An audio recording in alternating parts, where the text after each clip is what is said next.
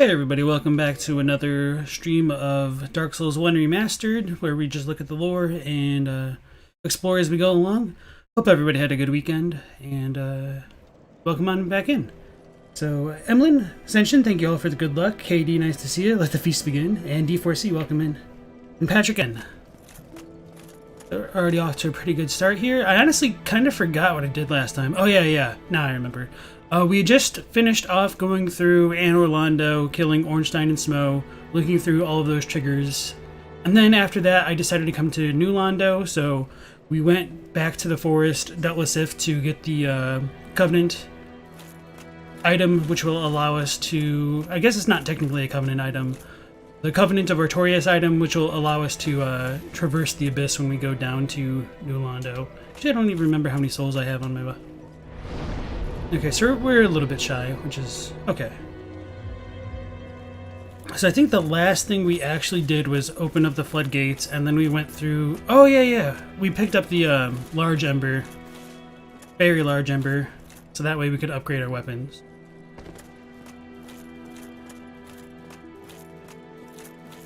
Really should have looked back to see what I did at the end of last stream. It just took me a second to remember everything that we went through.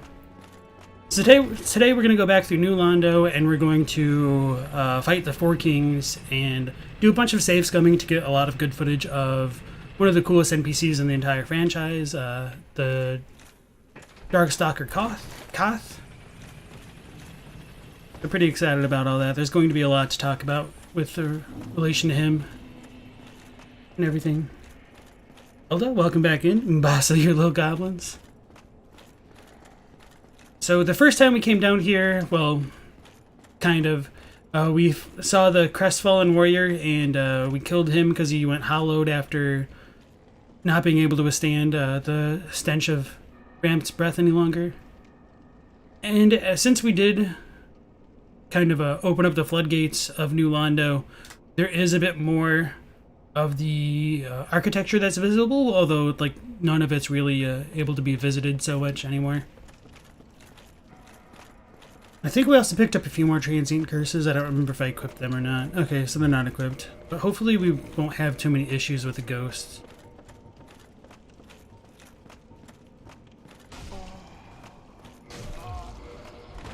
That's more or less on me. Like, I could have just ran and avoided all that, but...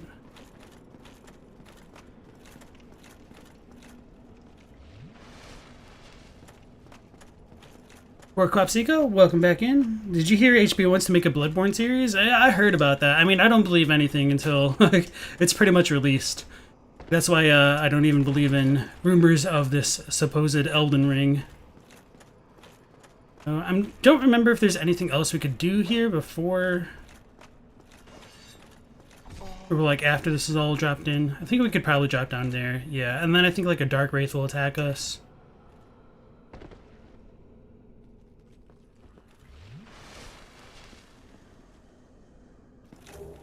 Get some more cracked red eye orbs, which ties into the Dark Wraith aesthetic they've got going on. That shouldn't have hit him, but hey, some more chunks, which is definitely what we need to upgrade the weapon further. Blood Soul of a Proud Knight. I don't remember if there's anything else over here. I don't think there was. I think we already went into that like church area, so we should be good. So yeah, I think that's death if you drop down there. And so this will be kind of where we picked up the embers, and we had that one goop face us before we just bowed out. Okay, so we've pretty much explored the front half of the bottom section of New Londo, ignoring, you know, the Valley of the Drakes and all that.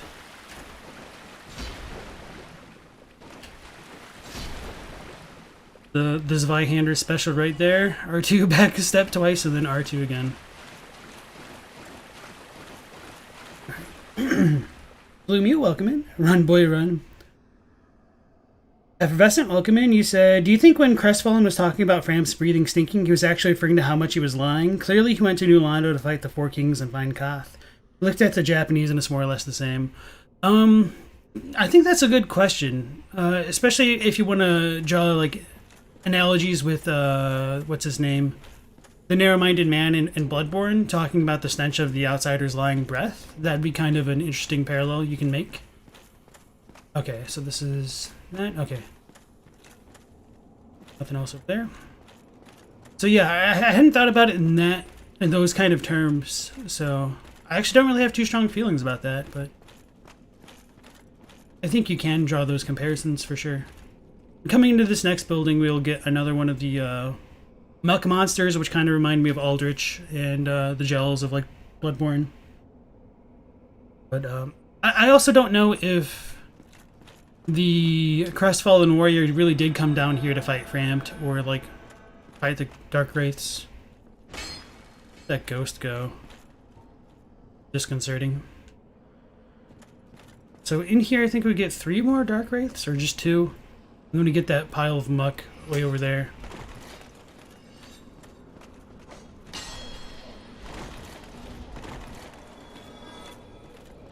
And ghosts. Oof.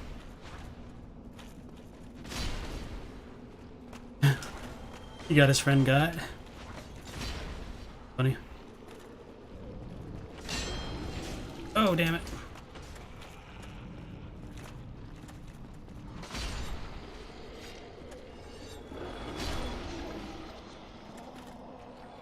So that's the muck monster. Maybe we could show it off a bit better now. Oh yeah, I have the lantern out. So yeah, as I was saying the last stream, this thing kind of reminds me of not only Aldrich, but a little bit of Aldia. And it can shoot out those exploding skulls.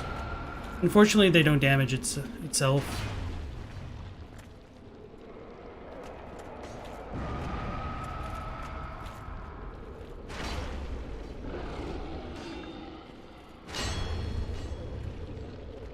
Oh, it slows me down. Okay.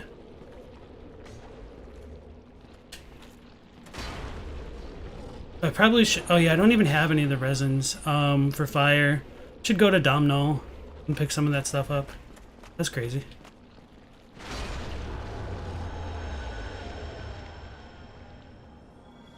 I really do like the overall design of that enemy, though.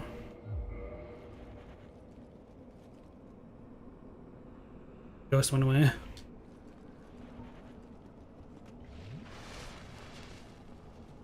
Katie says, honestly, a movie, a From Software game could have a chance of being not totally garbage, but it wouldn't be much competition.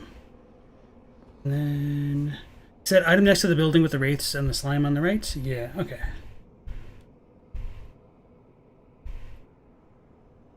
Effervescence, there's never been a good movie or TV series made out of any video game ever. Prove you wrong, you're not counting anime. I think I had a conversation with Ascension about that the other day. And I don't know how good like the new Mortal Kombat movie is. And I've also heard that people liked the new Sonic movie. I mean, I didn't watch it because it looked like a hot dumpster fire to me. I think that one's fine. Some more chunks. And aside from those, I think there's... We talked about Detective Pikachu, which, I mean, depending on like how loosely you want to say it's like tied to a video game. That was one that we mentioned. And what was the other one that we talked that was actually a pretty decent movie based on a video game? But, I mean, yeah, you're definitely right. It is pretty slim pickings. So that's pretty much everything for... Oh. For getting my ass beat. For New Londo before going to the Four Kings.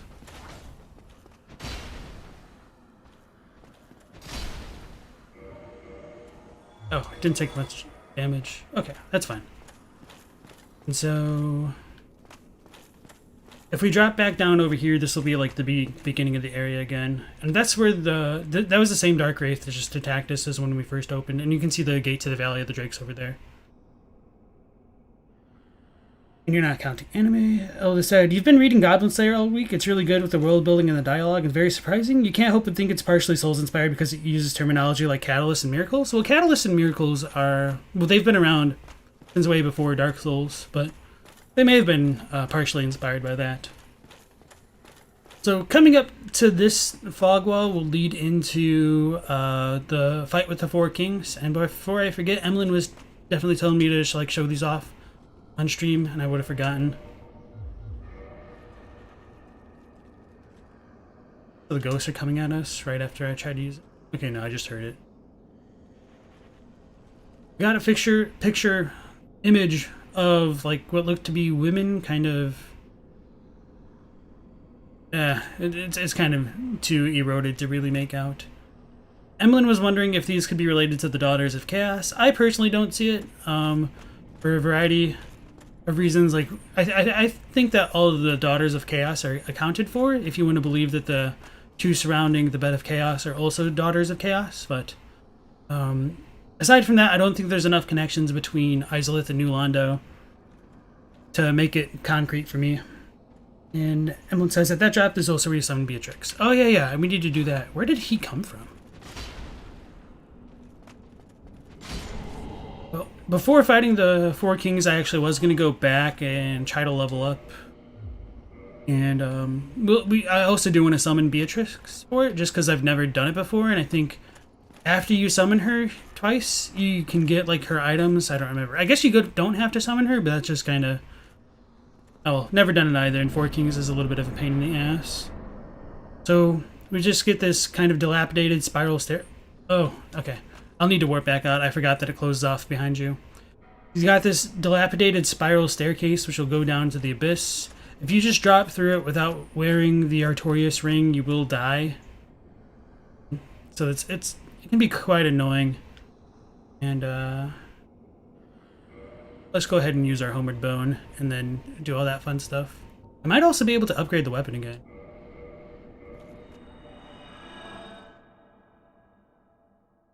And then if I have any leftover souls, I'll go to Domhnall and maybe buy a few resins. I think he sells resins. Maybe he doesn't. Crestfallen's gone. Oh yeah, and then Logan is gone as well as... Well, I guess Griggs isn't gone, because we still have the one item to purchase from him. Okay, so we're not going to have a surplus of souls. Go ahead and unequip our random stuff.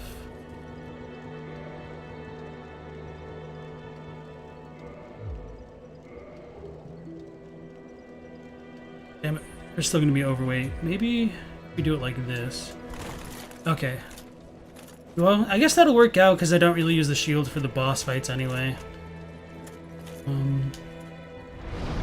I was going to level endurance, but maybe it's not entirely necessary, so at which point we've already got our intelligence where we need it. Maybe vitality.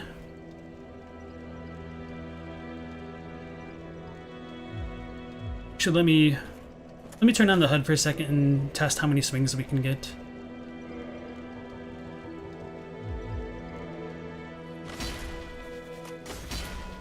That'll be good. Effervescent says you blame Yui Bull, and no, you don't want to fight him IRL. I have no idea who that is. That drops also summon Beatrix. You mean they did fix the Sonic design so he no longer looks like the son of Satan? And Mortal Kombat supposedly garbage in terms of everything but fight scenes? Yeah, I think that's kind of par for the course with Mortal Kombat, though. Had the binoculars out, that would have gotten me. So let's just level up our vitality. Doing pretty well with that. Okay, we have the proper ring on. So I'll go ahead, turn off the HUD again. Then I will burn up some humanity. Yeah, I meant to. Then I'll save scum for Beatrice. Just because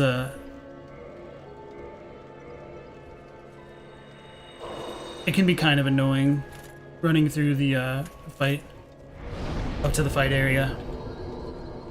And also with everything cleared out, I don't remember if I actually save scummed it. Oh wait, no, I did. Right as I finished the stream last time, I did a USB save. Right before turning off the system. So that way, if I ever really needed to come back to this point to undo like the Dark Wraith stuff, I could get to it pretty quickly.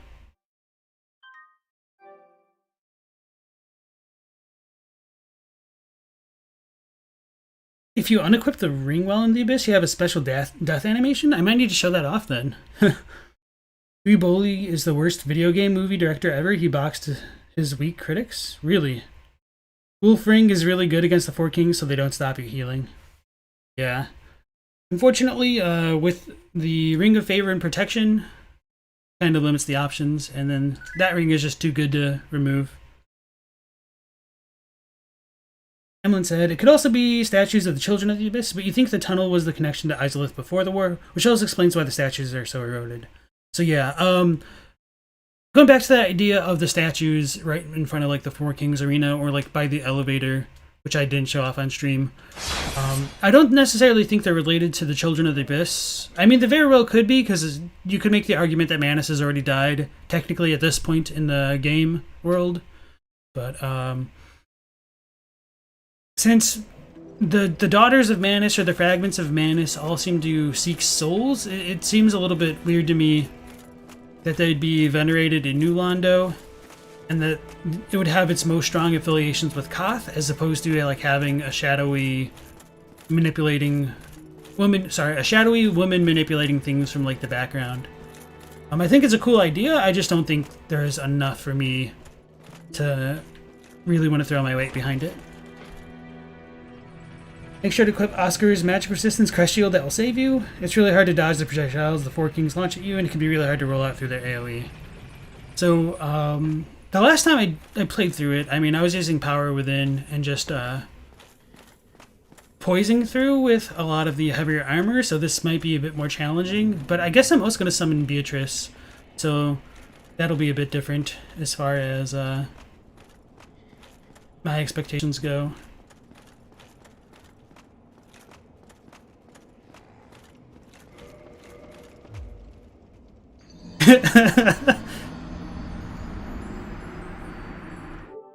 That's what I get. I just realized that I'd never kindled the bonfire over a Firelink.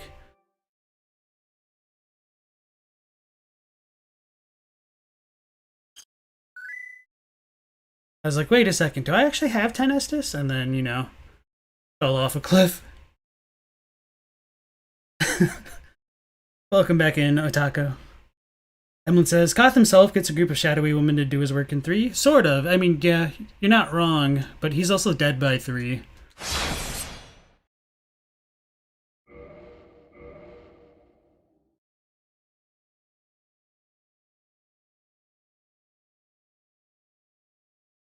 But yeah, the general strategy I have against the Four Kings is just to bum rush them and kill them before they kill me.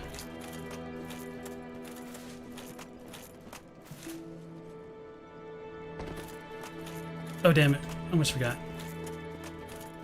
I was going to...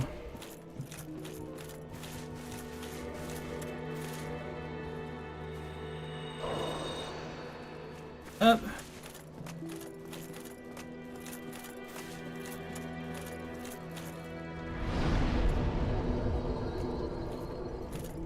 I mean, I suppose I could just... I think I just sat down and didn't do anything. And I also didn't go to Domhnall. Man, I'm really bad at this game, aren't I?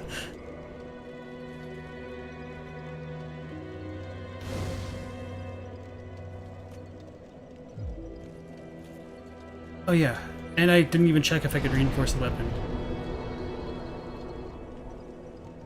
Oh, we need one more chunk. Okay.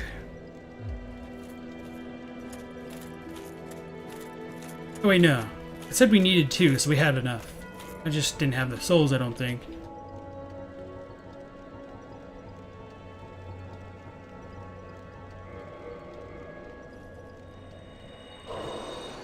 Why didn't you save before the Four Kings? Cause I'm a goober. Wait, we did that. What am I doing? Holy crap.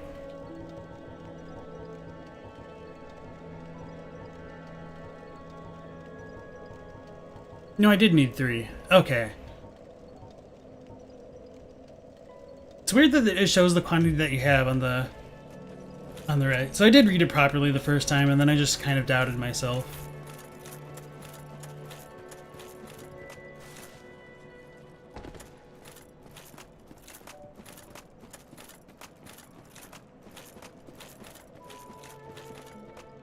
Actually, I don't know where Beatrice spawns in at, so I might take a second to look around and I'd screw up because of that. Patrick says, kill them before they kill me. That's generally good advice for DS and life itself. You're not wrong. Cavalset Hyper Armor is really good against them. Yeah. Since we're doing the cosplay run, that'll complicate things.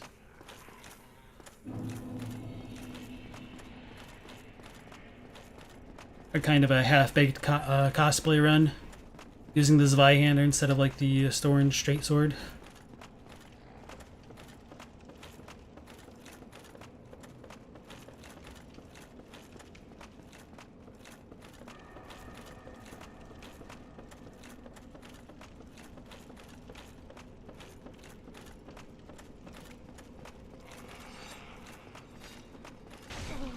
I hate it when that one actually reaches.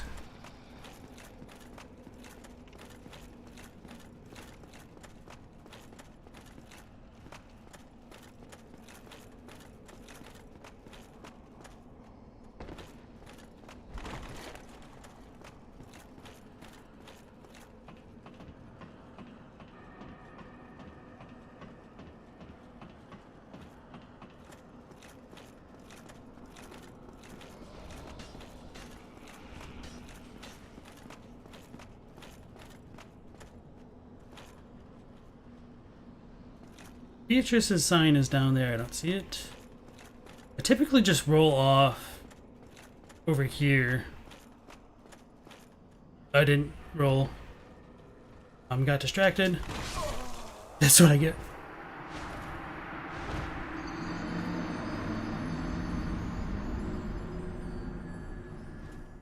That's screwed. I'll just use a bit more humanity, and then, I mean, I'll probably have to end up reloading at some point anyway.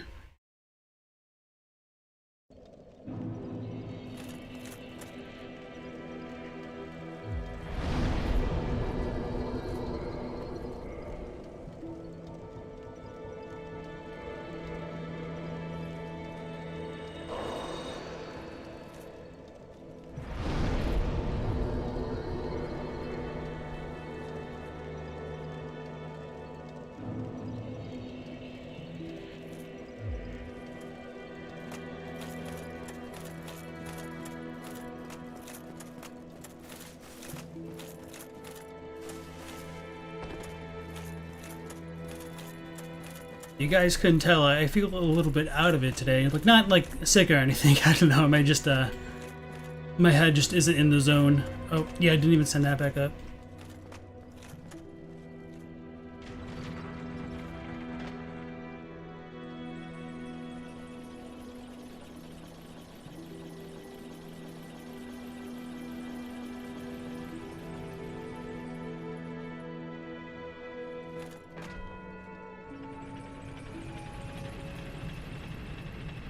Alright, I'm back. I guess I didn't say I was going away. Katie says, you could equip Havel's armor and then make a theory that it was actually him who killed the four kings. You have an easier fight and ridiculous video idea. Yeah, that's not my style. No, I feel fine, Emlyn. I don't know, just not in, like, the Dark Souls playing mode right now. It'll probably come back to me in a little bit. I feel like so many of those mistakes have been, really, really simple. Obviously, I suppose even if I was in the zone, I would have probably walked off the edge of the bridge, whatever you want to call this. Because that tends to be how I play on stream.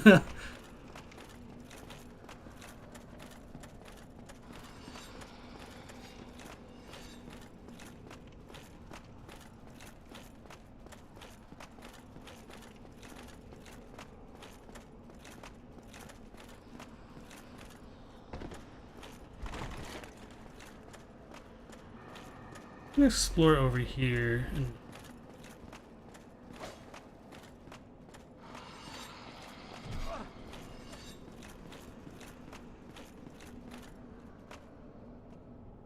for a second I was wondering if I could fall into that well and then die.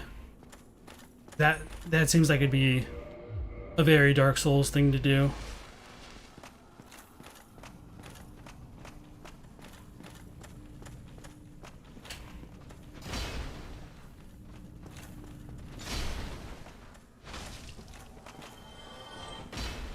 Don't kill me.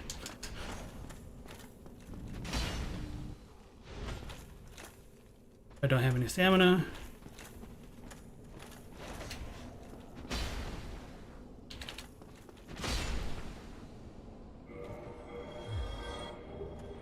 Oh, they dropped that? That's crazy. I didn't even know that. Okay. I thought you had to get that from Kaathe. And that should be weightless. Like, have another shield to use.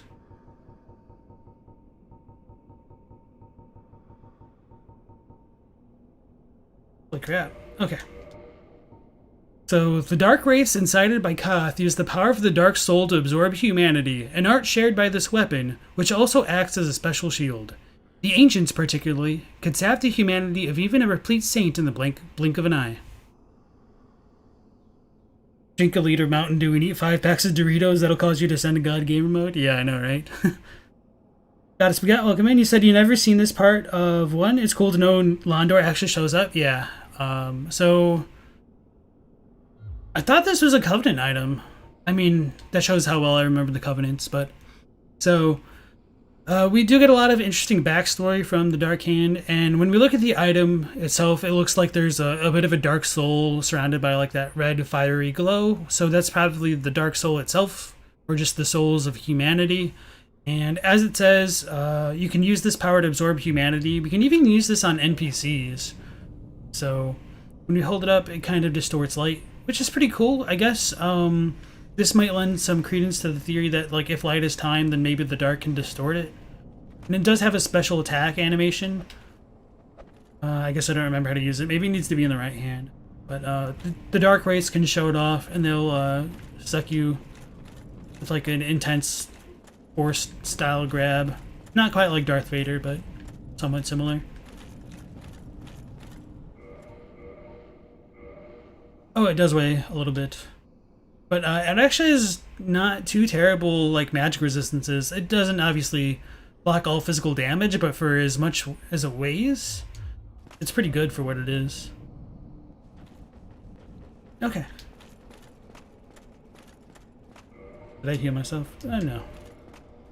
So as we look ahead this time, we don't have the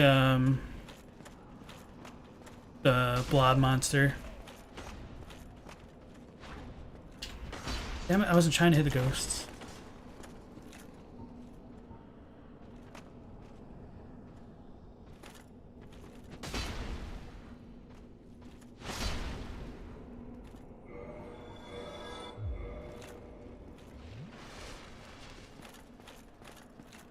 I think there's the one left. Damn it.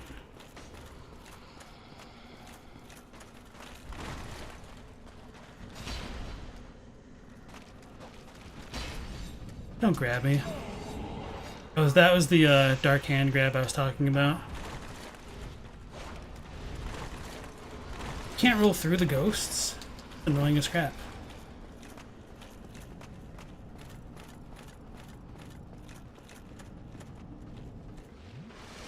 I should have known better. Hey, we got another chunk.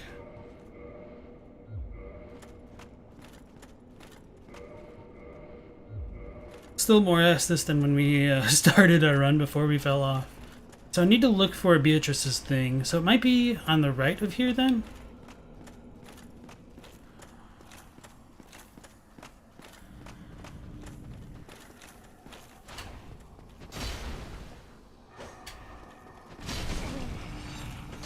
And ghosts?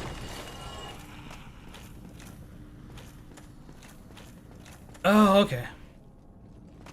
Cool.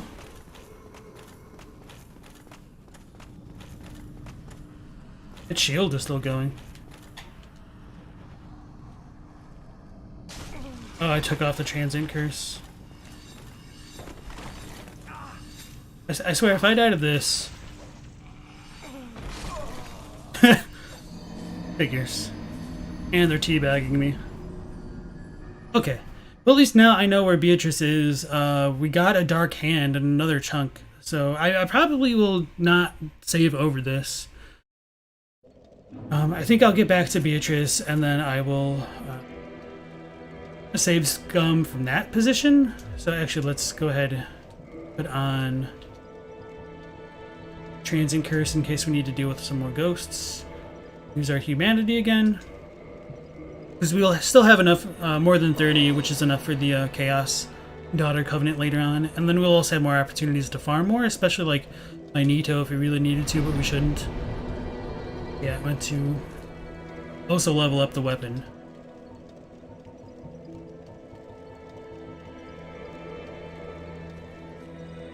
Otako says, do the ghosts in Londo have any explanations and lore? We don't really see any other ghosts in this whole series. There's not a ton of lore, and those are one of the figures that really bothers me, trying to like make them fit in with everything that we know.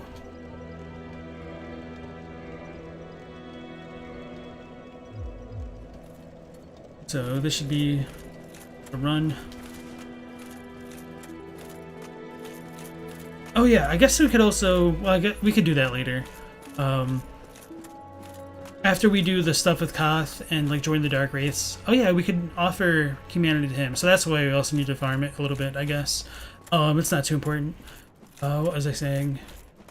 Yeah, after we do the stuff with Kaathe, I'll show off a bit more of the Dark Hand against the NPCs here. I think I forgot to hit the lever again. Yeah. So yeah, going back to the idea of the ghosts, they bother me quite a bit. They're just called like the dead, so they're somewhat different than the undead, and to some degree they have to be related to the curse because you need to be cursed to hit them. So the exact mechanics of how that works is a little bit baffling, I suppose. One idea that I've had is that they're probably related to souls, and since the fire can keep reviving people and over, I would almost imagine that there has to be some connection between like the ghosts and the fire and things like that. But they might lack humanity in like their normal form. So they could just be a bunch of pent-up emotions, although that doesn't really congeal very well with they are souls kind of theory. Yeah, I don't really have like a ton that I can say about them. There are ghosts in DS2, you believe? Do enemies de-aggro after quitting in DS1? Maybe. I didn't even think about that. We could try that. Because that'd be much easier to do.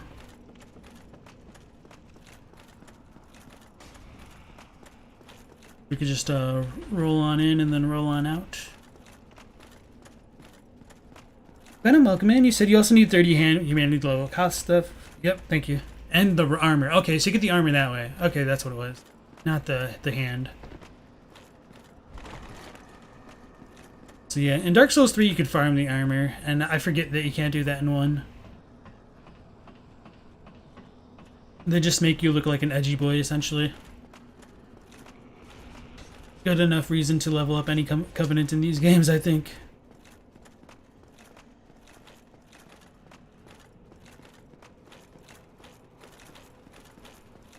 I think like once we exit this door, we can just roll and be fine.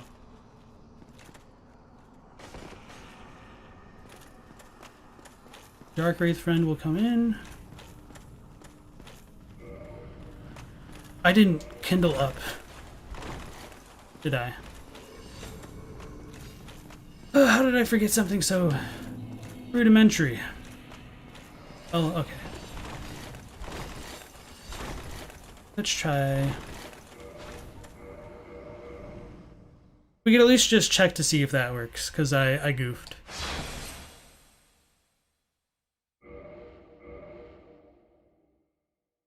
Oh yeah, and I'll need to save it before summoning her, because otherwise it'll lock me in, I think. So those enemies are gone, sort of. Okay.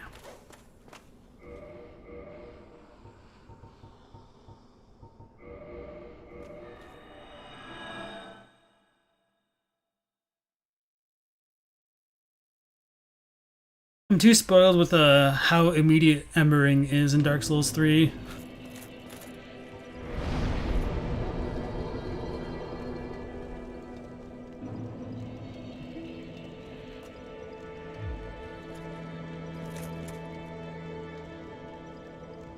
Katie says, you think they're more related to Nito? Overall, death seems to be a state similar or opposite to life rather than lack of life in Dark Souls, similar to how darkness is.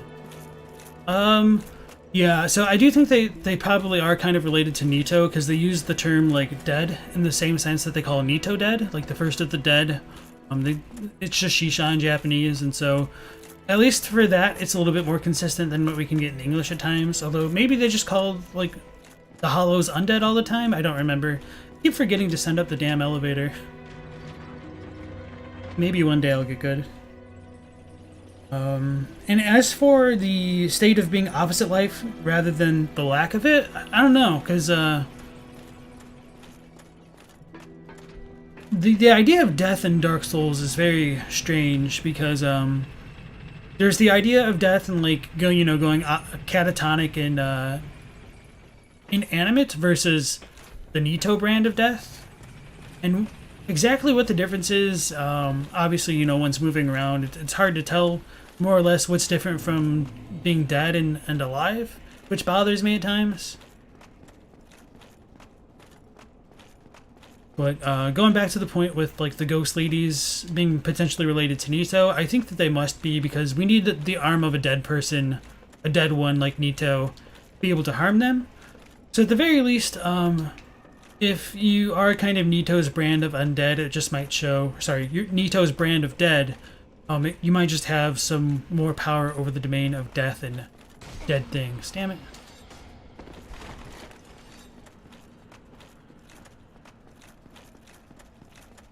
So let's get to damn Beatrice. Oh, saves come out. I mean, I'll need to heal after the fall anyway. It's just annoying. Ataka says, the item description of the transient curse is limb of the victim of a curse. Temporary curse.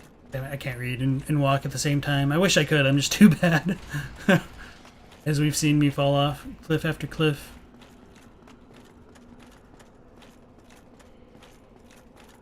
I really need to get like an additional monitor or something, or like a tablet to make this work.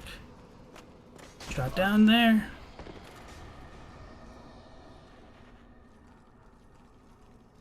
You idiot. Oh man, that's like the worst I've seen the frame get in here. Boy. Let's go ahead and just save it now. Do our Beatrice thing and then heal before the boss. Okay. So I apologize, let me actually read that this time. The item description of the transient curse is limb of the victim of a curse. Temporary curse allows engagement with ghosts. The only way to fight back against ghosts who are cursed beings is to become cursed oneself. The safest method, however dreadful, is to cut off the arm of the dead. So yeah, I just wanted to emphasize that like dead in this case doesn't just mean like any random hollow or deceased person. It most likely means something related to Nito's brand of dead. So I think I was missing Effervescent. You said you get the Dark Hand? Okay. No, I read that one. Wait, no, I didn't. Oh, Mr. Lawstar totally missed your stuff. Yeah, okay, I missed a bit. Mr. Lawstar, hey guys, happy Monday. Also, why is your name green? It's because you're a member of the channel. So that's why you also have the channel badge, and you can use our goofy little emotes. Someone says, yes, there's one ghost in Dark Souls 2 at the entrance to Vendrick's castle. It's a ghost merchant? Oh, yeah, Chancellor Welliger. Katie says, you think they're more related to Nito? Overall, death seems to be... Okay, I read that one. Then Effervescent says, you get the Dark Hand to start, but it can only steal 1 humanity? Oh, okay. After you offer Kaathe 10 humanity, you can steal 3, and you get the Red Eye Orb. After that, after you offer 80 humanity, you can steal 10 humanity. Don't you mean 30? You only need to offer up to 30, I think, for the Covenants. The ghost could be a humanity sprite that got drained by a Dark Wraith. I don't know. I feel like people would probably go hollow, but I guess we don't really see the NPCs go hollow when we drain them, which is unfortunate.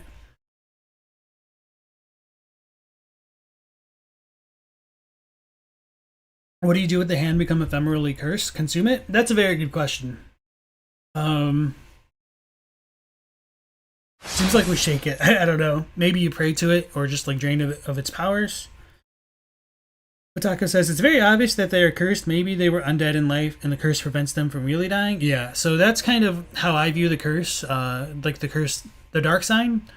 It stops death and causes people to come back to life.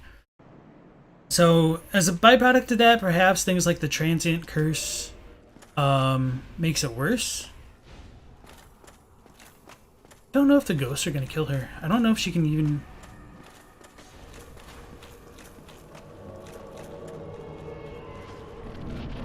make it here without getting got by all these enemies. We'll find out.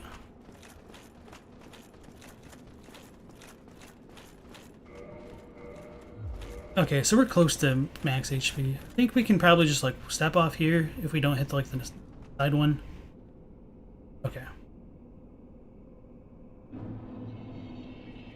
So this is the abyss. As we come in, you can't see a damn thing. We hear boss music, then the enemy starts to spawn in.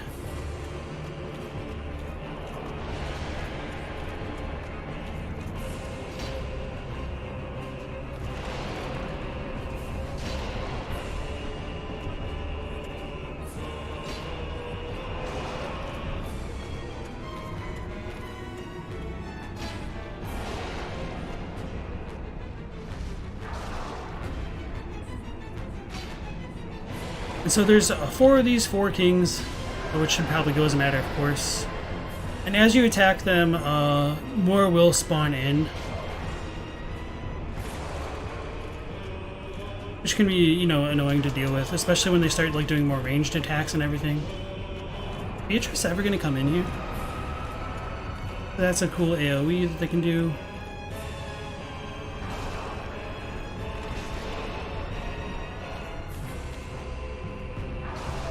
It's gonna hurt. So I don't really know if you can stagger them. I really want Beatrice to come in to draw some aggro so I can look at these damn things. There's another one.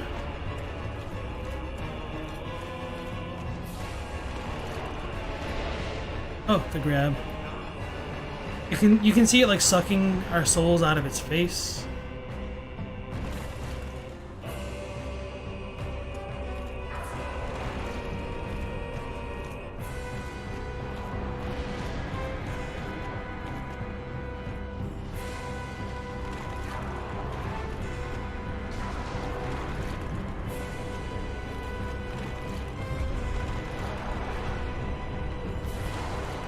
They don't deal like the most ridiculous amount of damage. Also, I mean, we have a decent amount of health and armor. Third one spawned in. Well, technically the 4th.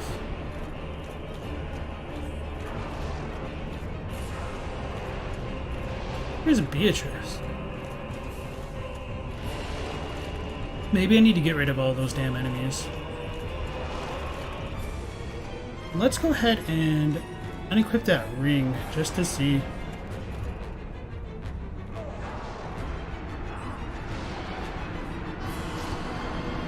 That's cool though. Okay.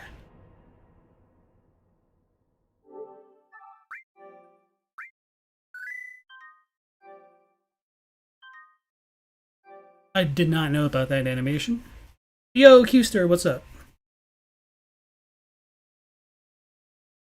Effervescent says, even the Switch version of DS Remaster hasn't dropped that low for you, the frame rate? Oh, yeah, that was a really weird spot. Because on the Prepare to Die edition, it was every time I was climbing up the ladder, it would kind of go to an equivalent amount of frame rate that we just saw there a little bit ago.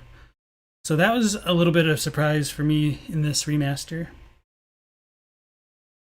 Effervescent says, no Covenants in DS1 can offer 80, but most don't offer any extra benefits. For Dark Race, if you offer 30 humanity, the Dark Hand will steal 6 humanity and you get the Dark set. Okay, that's kind of what I remembered. It's just 30. Will Beatrix make it to the fight? Find out on the next episode of Dragon Ball Z. Need to kill all the ghosts before summoning her? Okay, makes sense. She'll latch onto them and can't get anywhere. Okay.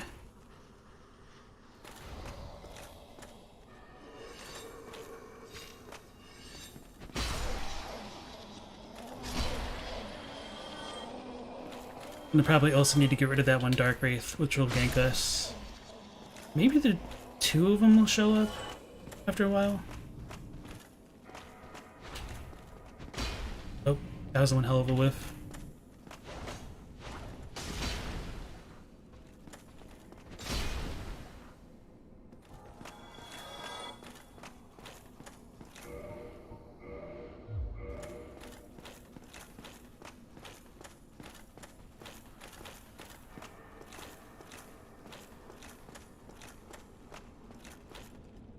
Okay, so now I think we should be good.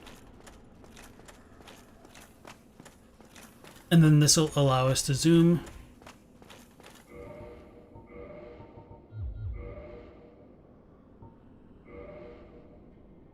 When we fight them. He's gonna say you shake the hands. Well, Beatrix, okay. Katie says, you think most NPCs not coming back is money and time-saving thing? It would increase the work they have to do if people were to come back all the time. Ridiculously helpful tip, stick to them like Lou. Yeah, if you stick to them like Lou, they do 0 damage. You don't know why that is. Such an odd thing. It's probably because they have sweet spots on their blades and souls. Or blades and weapons. Same thing. So if you're too close to them, it's probably not going to deal as much damage.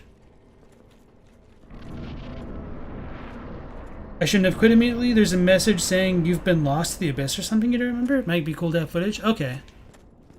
I mean, I might check that out again, just because, I'm just trying to get mostly footage of Beatrice doing her thing.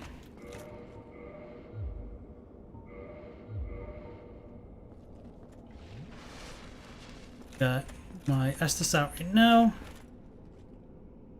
If you walk too fast, you can end up, like, hitting the platforms, and that'll screw you up. Okay, she actually dropped in this time. So she must have the ring as well.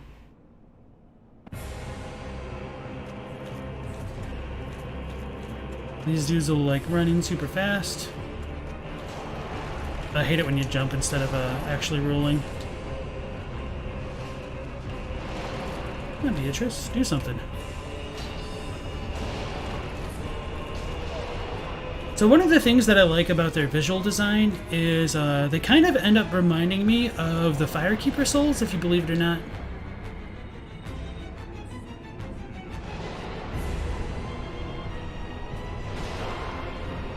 We got 2 of them in, that's annoying.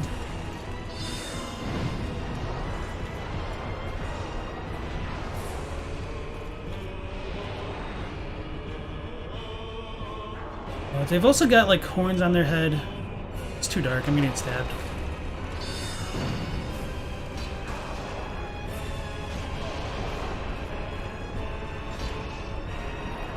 That's the AoE one. That was a bad time to do that.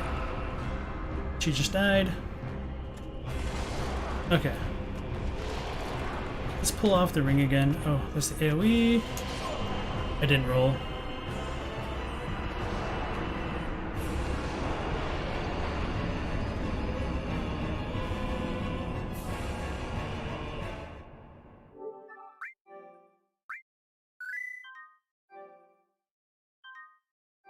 Because I'll probably need a decent amount of footage of them.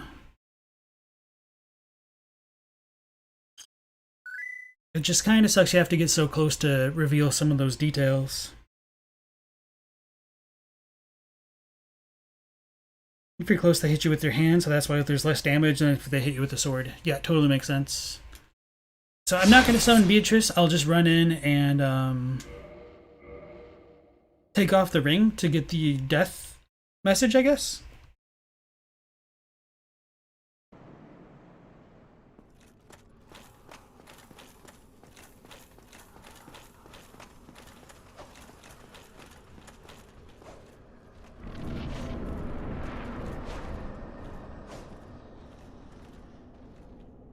I almost hit that thing. That would have been bad.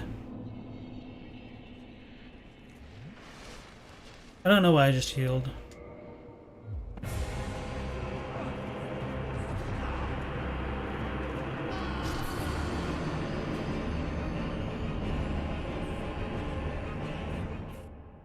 Oh yeah, I think I remember what message you're talking about now, because I think I forgot to put the ring on the when I fought the 4 kings on my one playthrough. You were taken by the abyss. Okay.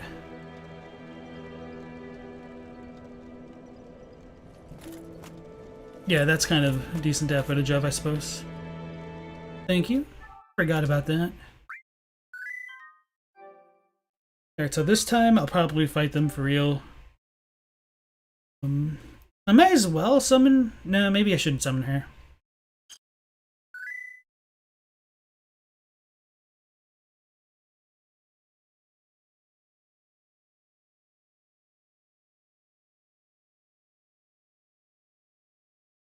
Katie says, you actually think the maximum of kings at once was 8 or something? Limit Breakers made a video about it? Oh man, that would have been painful.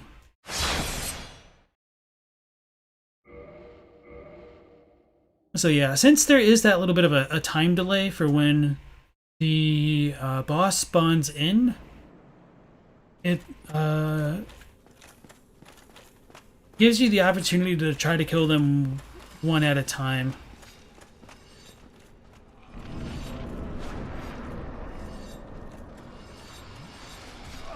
When that happens.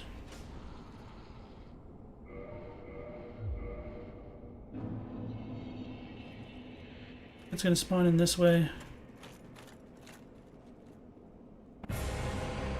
Nope.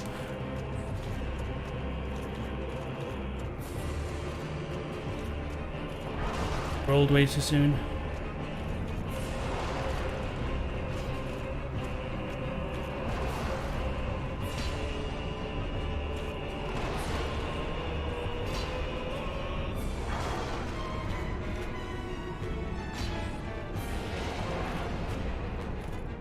Oh yeah, I don't have stamina. So this is a good fight to use like the sprigs on, the green blossoms.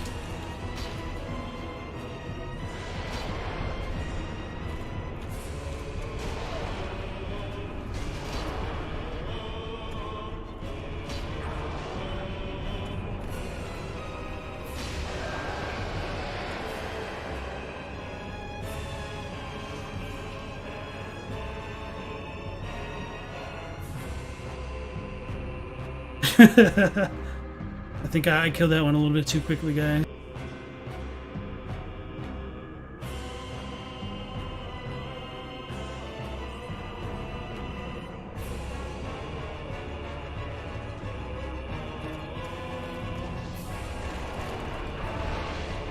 Nice grab. Well, at least the grab is pretty good footage, because it gets like a close-up of the face and everything, and then they kind of pause for a second. Oh, that's gonna hurt.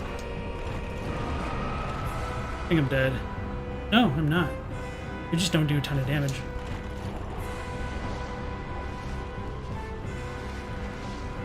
That's bad. Okay, so I can't even like double roll out of that, so I'll probably just tank the next one then. And...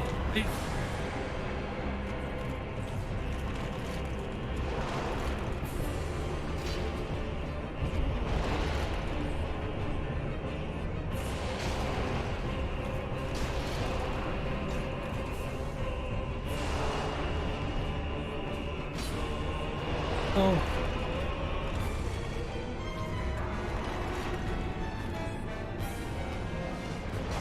Okay, that's fine. Oh.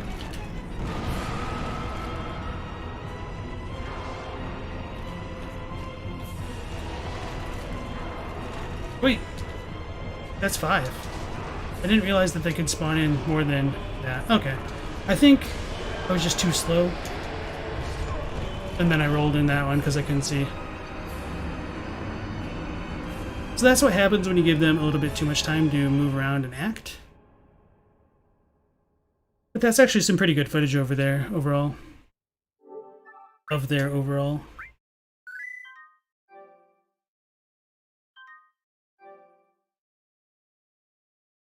Joseph Ariano, welcome back. He said, if you don't have the ring before jumping down, you just get the standard fall death, right? Yeah, mostly.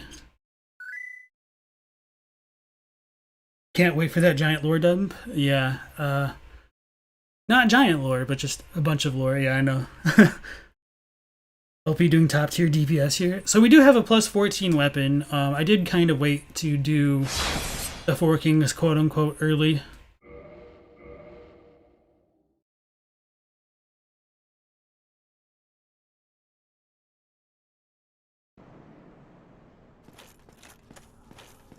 I mean, you really do just need to like stay super aggressive against them.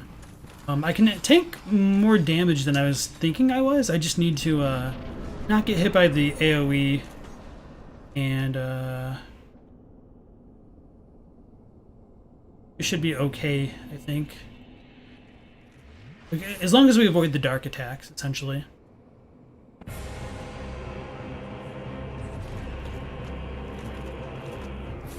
I don't want to run.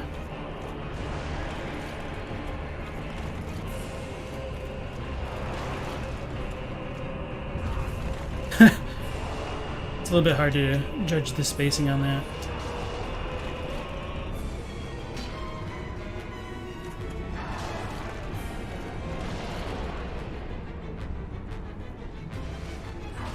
Okay.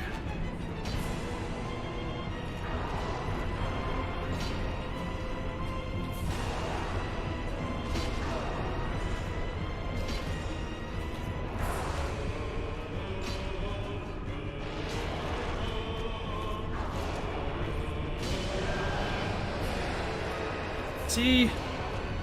Explosions. That one's probably hurting. Damn, I rolled kind of into it.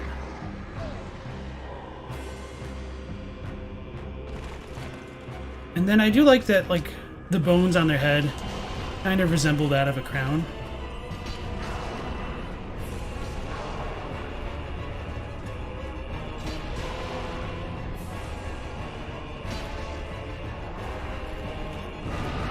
Wow. Oh, I lived for now. This is annoying. Oh. Double annoying.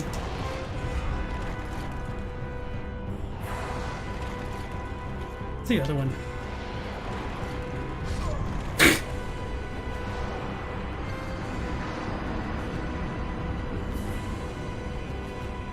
Alright. So I just missed a few early attacks on the first one, so I recognized that I need to do R1 a bit more, because I was missing a few too many R2s. So I think I should have it down, hopefully, on this one.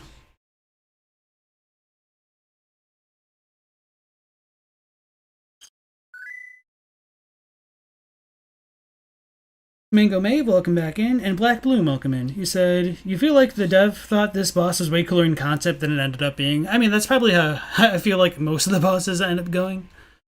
Like, yeah. A lot of the really cool dark-flavored bosses in the games have really cool lore, or lore tidbits, but then when you actually end up going against them, it doesn't really feel like it pays off super well. So, the Four Kings, Volnir... I guess Manus is probably one of the exceptions. He's cool.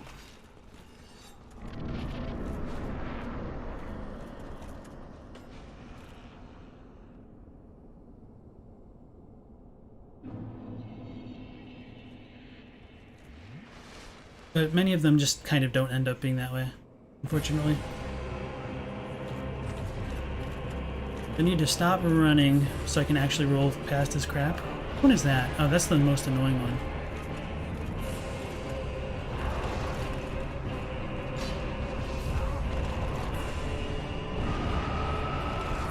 That's garbage.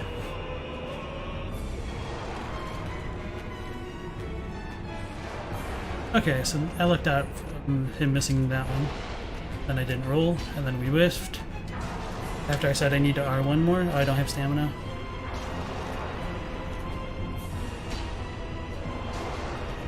Damn it. I think I should just stop locking on completely.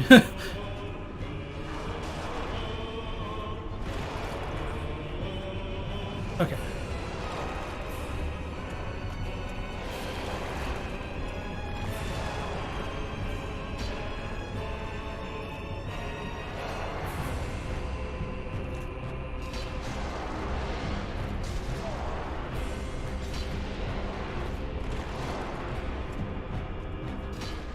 Oh, I thought that was it.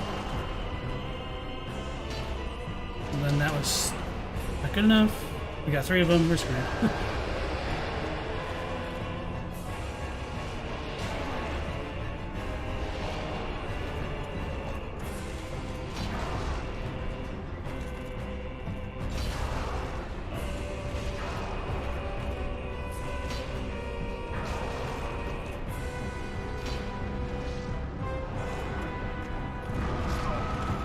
Couldn't roll. I could not roll. Should have been able to roll. I should have had enough stamina. That's annoying. Maybe shielding costs me right there.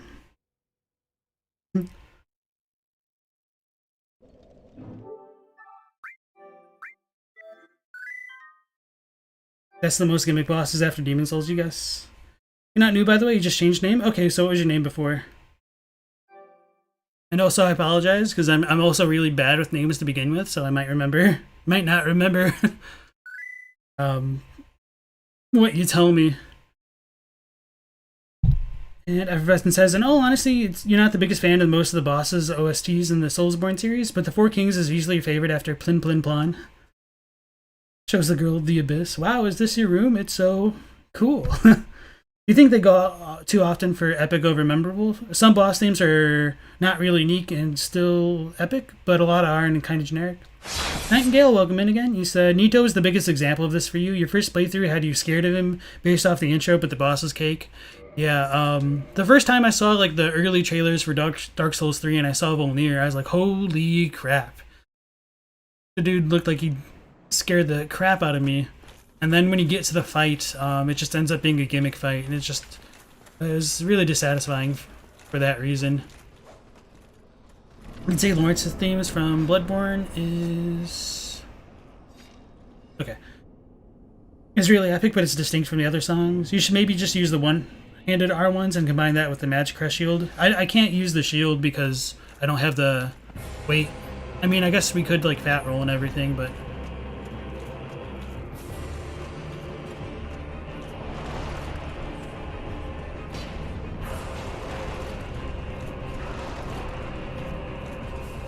oh, that time I could have R2'd. Why didn't I roll?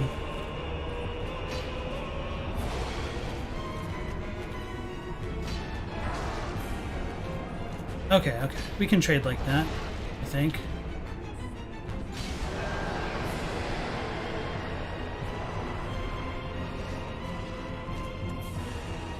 Shoot me. He's gonna shoot me.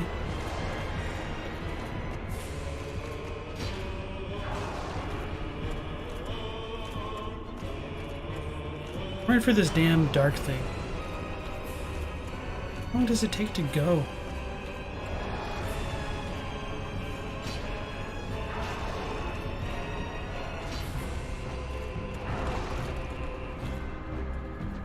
Okay, I think I just need for him to like stand up before I just swing. Okay, okay, okay. As long as I know the timing for that. I may as well double tap because I don't know how much damage I was taking.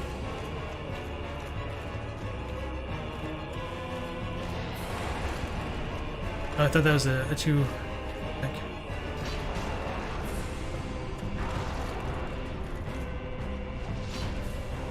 This is gonna hurt.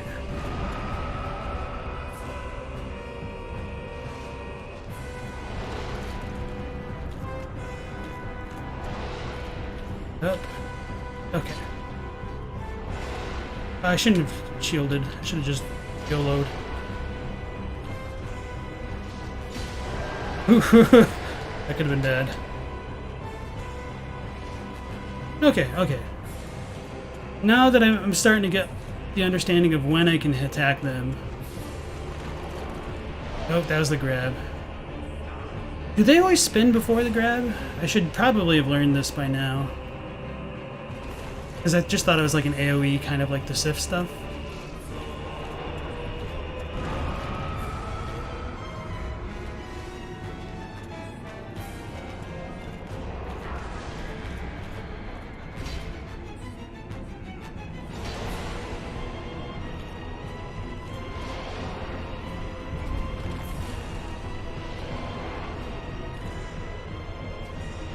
Should have just shield load, but well.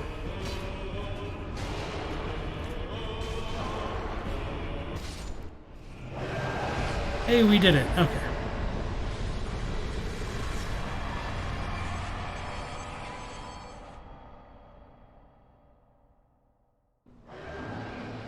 Bequeath Lord Soul Shard.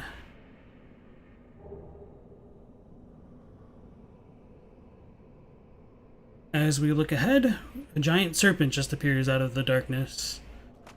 So there's going to be a ton to talk about right here. I might want to save state it right before this, to be honest, just to get a bunch of the different camera angles for coming into it. I guess I was a little low on HP, but...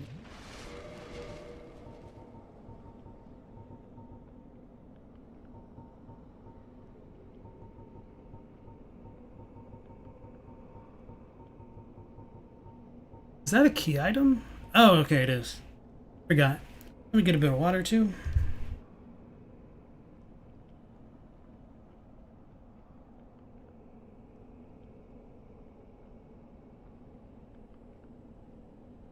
Okay, so Black Bloom was Fleep. Okay, hopefully I'll remember. And I apologize if I end up forgetting because I'm really bad at remembering names.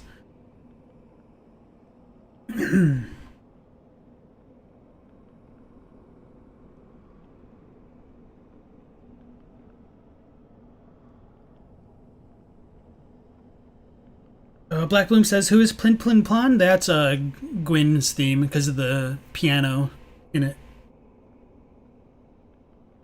You like the Skeleton Lord's theme? It slaps and is way too underappreciated. You find that a lot of Demon Souls boss themes are more memorable because they went for something a bit more unique with the minimal instruments. You've heard that the OG Flame Lurker compared to a funeral march? That's the general atmosphere of the DPS check. If you don't hurry, this fight will get really hard. Yeah. So, yeah, that's probably the best way to describe the fight. It's a DPS check. The more deeps you do, the quicker they die, and makes the fight a lot easier. So, part of that is just trying to figure out when you can get your hits in. And so, once I figured out that when they stand up, I could hit through them, that kind of solidified it for me. So I could probably do that fight a lot easier with this knowledge in mind now.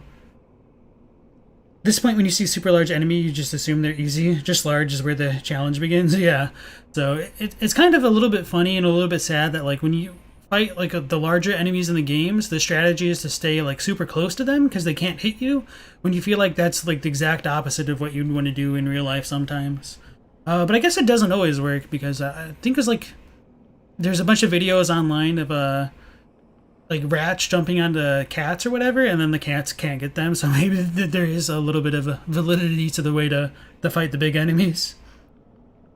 It's hard to make a challenging moveset that's not BS on a giant boss. Kaathe so mysterious, so creepy. You said a DPS check isn't a great design for a boss gameplay-wise, though.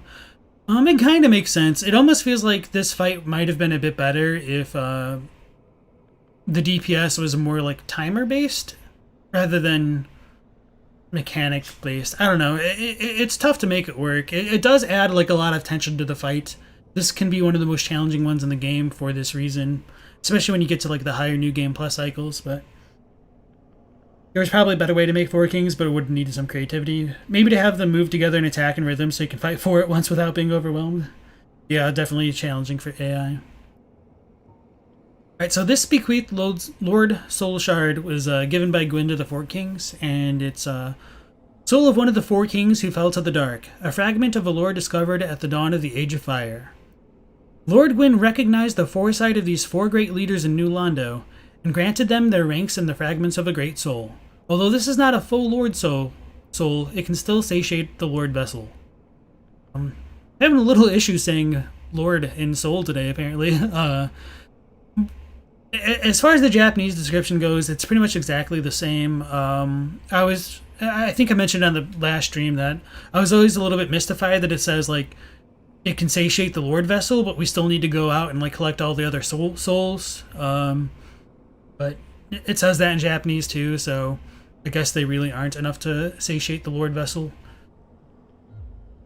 So I'm trying to decide if I want to save it before talking to Kaathe. I think we should have enough footage of the 4 Kings where I don't need to worry about it too much. But yeah, let's go ahead and just quit out then. And I do have the USB save if it really is that dire.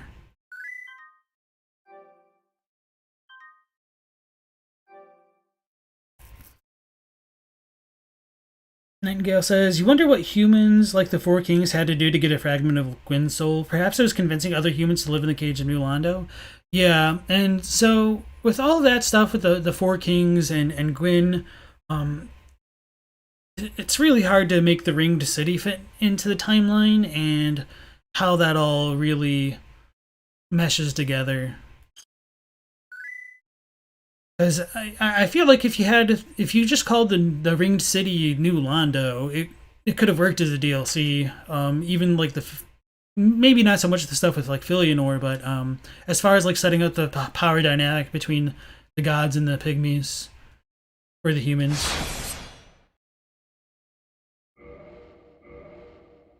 And it is really unfortunate you don't get any like mentions of the ringed city before that DLC, because that could have provided some mystique and led into the DLC very well then. Does LP cruise the internet looking for rat snuff films? I have no idea what the hell you're talking about. You've actually heard a theory that Gale is the Dark Lord because his OST sounds like the OST in the Dark Lord ending. I feel like because he absorbed Dark Souls, that's probably what they're going for with that. As Elda just says right there, yeah. Stella B, welcome back in. You said, were they passing that soul fragment around like the Fates and Hercules passed around the one eye? Maybe. I thought they would have like split it into 4 because it says it belonged to one of the 4 kings as opposed to all of them. I actually don't remember if the Japanese makes it explicit if it was just one soul.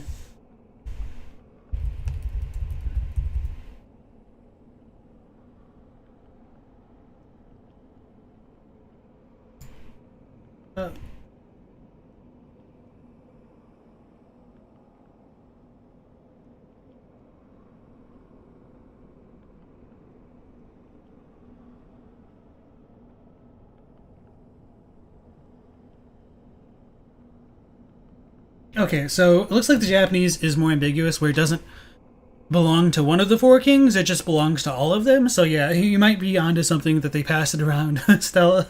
So it seems like the 4 kings only had the 1 soul as opposed to 4.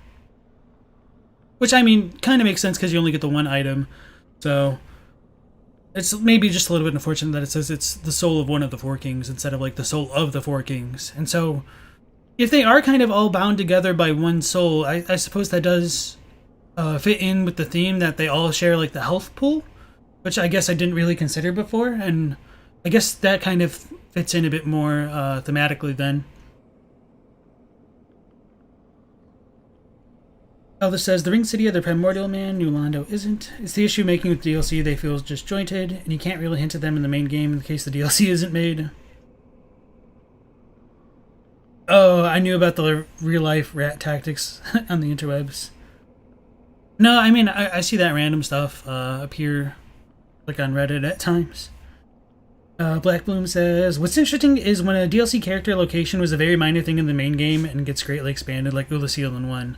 So was Ulasil really? Oh yeah, I guess because yeah, Dusk was in the main game, which is kind of crazy to think about, but it is cool that they did make the DLC out of it. Yeah, that's the kind of stuff that I like to see. So I know like a ton of people also wanted the Londor to be a subject of one of the DLCs. So let's go see our Snake Boy. Just in the random section of the abyss, there is a bonfire here. Probably because you need to be able to warp in and out. And so I think if you kill them earlier before getting the Lordvessel, some people think you get soft locked here. I think I tried that once and you don't. But I don't remember. Maybe that was more of a thing on an earlier patch of the game.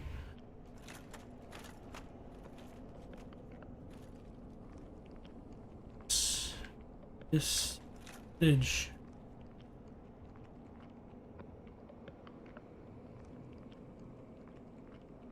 Okay, that should be good. Right?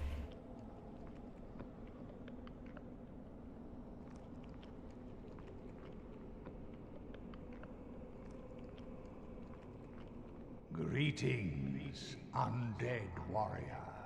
I am the primordial serpent, Darkstalker Kaathe. I can guide thee and illuminate the truth. The truth I shall share without sentiment. After the advent of fire, The ancient lords found the 3 souls, but your progenitor found a 4th, unique soul, the Dark Soul. Your ancestor claimed the Dark Soul and waited for fire to subside, and soon the flames did fade, and only dark remained. Thus began the Age of Men, the Age of Dark. However, Lord Gwyn trembled at the dark, clinging to his Age of Fire and in dire fear of humans, and the Dark Lord who would one day be born amongst them. Lord Gwyn resisted the course of nature by sacrificing himself to link the fire and commanding his children to shepherd the humans. Gwyn has blurred your past to prevent the birth of the Dark Lord. I am the primordial serpent. I seek to right the wrongs of the past, to discover our true Lord. But the other serpent, Frampt, lost his sense and befriended Lord Gwyn. Undead warrior, we stand at a crossroads. Only I know the truth about your fate. You must destroy the fading Lord Gwyn, who has coddled fire and resisted nature, and become the 4th Lord, so that you may usher in an Age of Dark. Nonsense. Are you mad? This is deplorable. You would rather be a slave? Does the truth mean nothing to you? This is unacceptable, impossible, unthinkable. Oh, enough with you. Farewell, pitiful, unknowing fool. I shall return to the abyss and await the true Lord of Men.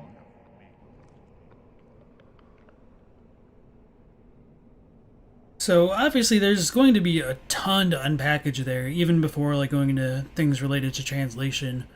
Darkstalker Kaathe talks about how Gwyn feared the coming age of dark and the rise of men and all that, which so he subverted the kind of natural order of the world. What was the English for that?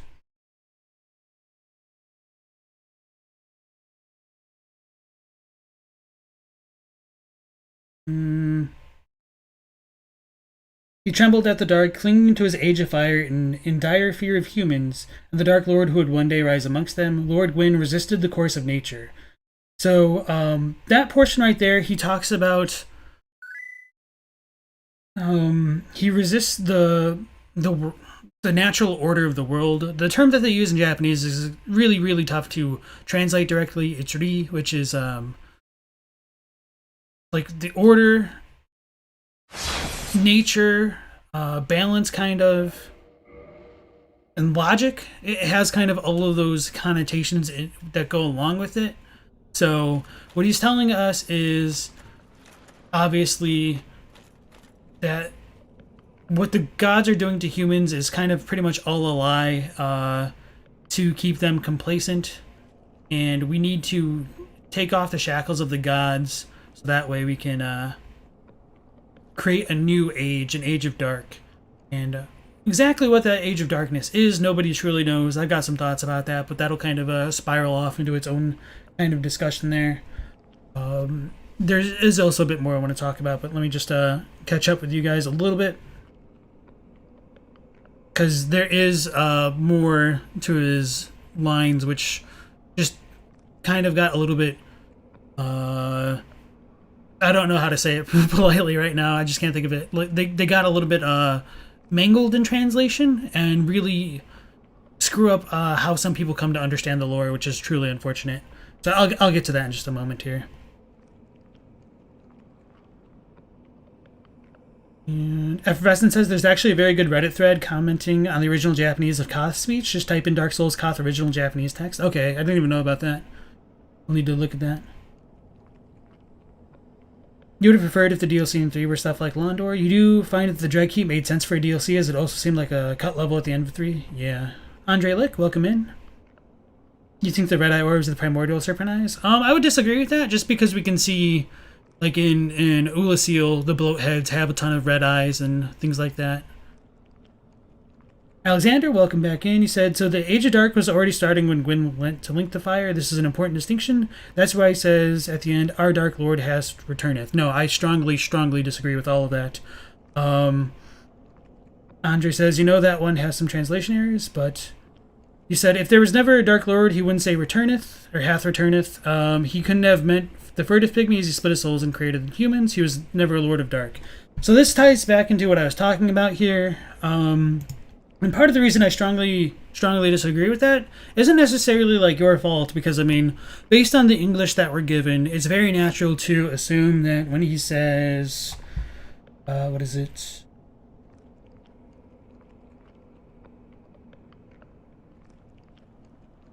But your progenitor found a fourth unique soul, the Dark Soul. Your ancestor claimed the Dark Soul and waited for fire to subside, and soon the flames did fade, and only dark remained. Thus began the Age of Men, the Age of Dark. The Japanese kind of differs from that pretty wildly, in my opinion. Instead of saying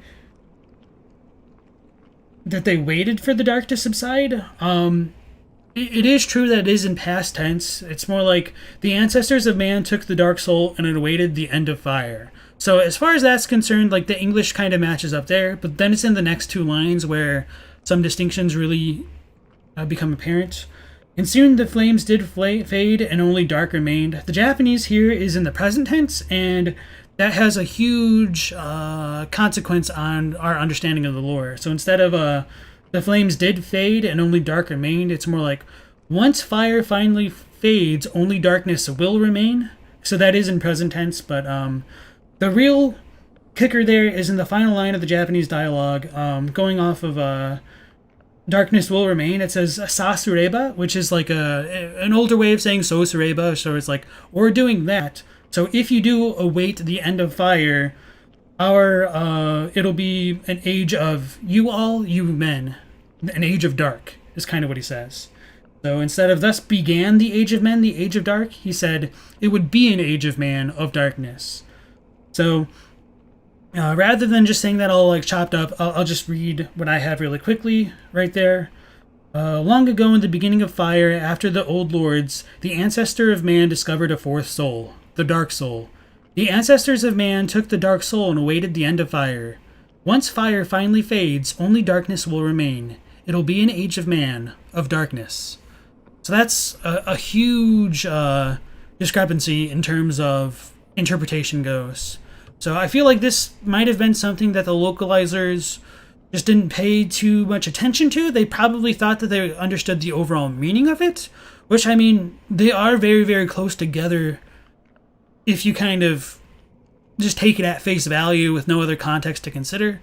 But I feel like even within its own passage there, having sasureba at the bottom and with the rest of it being in present tense, they should not have put this into past tense in English and then like thus began the Age of Men, the Age of Dark. It's just a little bit too flowery, and it really is unfortunate because it causes people to believe that an Age of Dark is just the age of when the fire begins to fade, whereas technically, I would argue that the Age of Dark only begins once the fire is faded, and that stuff becomes a bit more concrete when we look at like Nishandra's soul in Dark Souls 2, which let me pull that up really quickly. I think the English might be just a little bit vague about that, but the Japanese was really clear in my opinion. Alright, so Soul of Nishandra, Queen of Drangleic. The fragments of the abyss of untold origin nourished their beings by the sides of would-be monarchs. Perhaps they were simply ordeals on the road to kinghood. One day the flames will fade and only darkness will remain, unless of course an heir arrives. Then use the special soul, blah blah blah. So it's really clear to me. Maybe it talks about that, saying it's an Age of Dark in Japanese. I need to double check it real quick.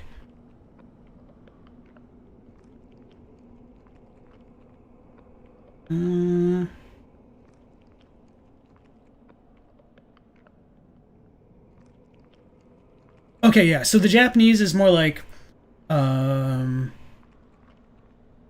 day the fire will like fade away, and then it will be an age of dark. So I guess that little portion is missing in the English. So instead of like only darkness will remain, it says it will be an age of dark once the fire fades. So that's just a few small discrepancies, which unfortunately has a really huge impact on things. So that's kind of why I'm like stressing this point. And I'll be talking about this in probably like my next video a bit, because I'll tie in a lot of stuff with like the darkness and things like that related to Dark Souls overall, and even Bloodborne a little bit. So maybe I'm showing my hand a little bit too early here, but I think a lot of people would really like to know this stuff, and it'll probably make a lot of people upset, honestly, but that's kind of part of the territory of looking at this sometimes. So I'm sure you guys have been like chatting at me, but obviously with that kind of spiel, couldn't get to it. So Elda says, you become the fourth lord? Sounds like the furtive pygmy wasn't considered a lord. You wish we had a slide whistle for when Kaathe departed?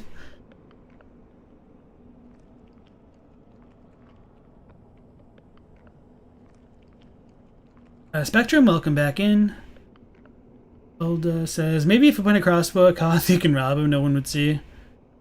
Alexander says, in the beginning when the first flame started, the things that came from the dark were like hollows. You can see them shambling and being confused. The fire gave all beings souls and sentience. Elda says, how's it a lie then, Emlyn?